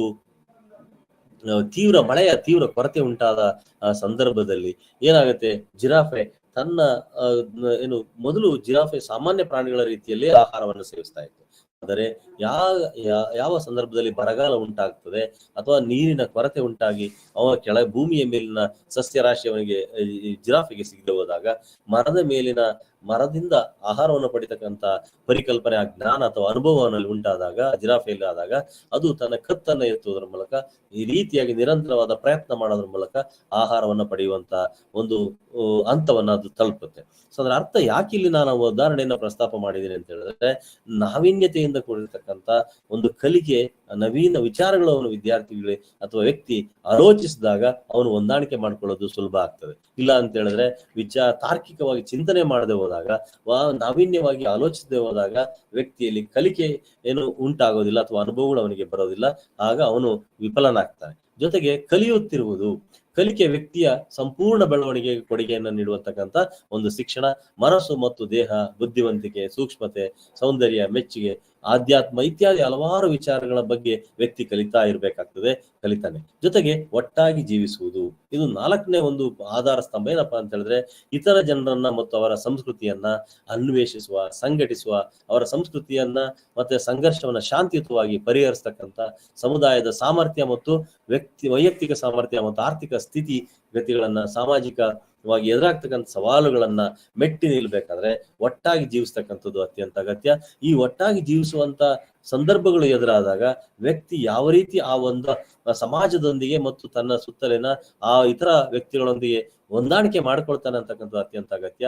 ಹಾಗಾಗಿ ಈ ಒಂದು 4ನೇ ಸ್ತಂಭವಾಗಿರ್ತಕ್ಕಂಥ ಒಟ್ಟಾಗಿ ಜೀವಿಸುವುದು ಎಂತಕ್ಕಂಥ ಸಂದರ್ಭದಲ್ಲಿ ನಾವು ಕಾಣ್ಬೋದಾಗಿದೆ. ಈ 4 ಪ್ರಮುಖವಾಗಿರ್ತಕ್ಕಂಥ ಸಂದರ್ಭಗಳು ಪ್ರಮುಖ ಆಗ್ತದೆ. ಸೊ ಇದು ಕಲಿಕೆಯ ಜೀವಿತಾವಧಿ ಕಲಿಕೆ ಅಥವಾ ಆಜೀವ ಕಲಿಕೆಯ ಒಂದು ಪರಿಕಲ್ಪನೆ ಮತ್ತೆ ಅವುಗಳಲ್ಲಿ ಪ್ರಮುಖವಾಗಿ ಕಂಡು ಬರ್ತಕ್ಕಂಥ ಒಂದು ಅಂಶಗಳ ಬಗ್ಗೆ ನಾವು ನೋಡಿದ್ವಿ. ಸೊ ವಿದ್ಯಾರ್ಥಿಗಳು, ಇದುವರೆಗೆ ನಾವು ಶಿಕ್ಷಣ ಅಂದ್ರೆ ಏನು, ಪ್ರಾರಂಭದಿಂದ ಹಿಡಿದು ಆಜೀವ ಕಲಿಕೆ ಅಥವಾ ಜೀವಿತಾವಧಿ ಕಲಿಕೆ ಅಂದ್ರೆ ಏನು, ಮತ್ತೆ ಜೀವಿತಾವಧಿಯ ಕಲಿಕೆಯ ಪರಿಕಲ್ಪನೆ ಏನು ಮತ್ತು ಅದರ ಲಕ್ಷಣಗಳ ಬಗ್ಗೆ ನಾವು ಇದುವರೆಗೆ ಅಧ್ಯಯನ ಮಾಡಿದೀವಿ. ಈ ಮುಂದಿನ ತರಗತಿಯಲ್ಲಿ ನಾವು ಆಜೀವ ಕಲಿಕೆಯ ವ್ಯವಸ್ಥಾಪನೆ ಹೇಗಾಗತ್ತೆ ಮತ್ತೆ ಯಾವ ರೀತಿ ಅದನ್ನ ನಾವು ಆಜೀವ ಕಲಿಕೆಯಲ್ಲಿ ತೊಡಗಿಕೊಳ್ತೀವಿ ಅಂತಕ್ಕಂಥದ್ದನ್ನ ನಾವು ಮುಂದಿನ ಒಂದು ತರಗತಿಯಲ್ಲಿ ತಿಳಿದುಕೊಳ್ಳೋಣ. ಎಲ್ಲರಿಗೂ ಧನ್ಯವಾದಗಳು.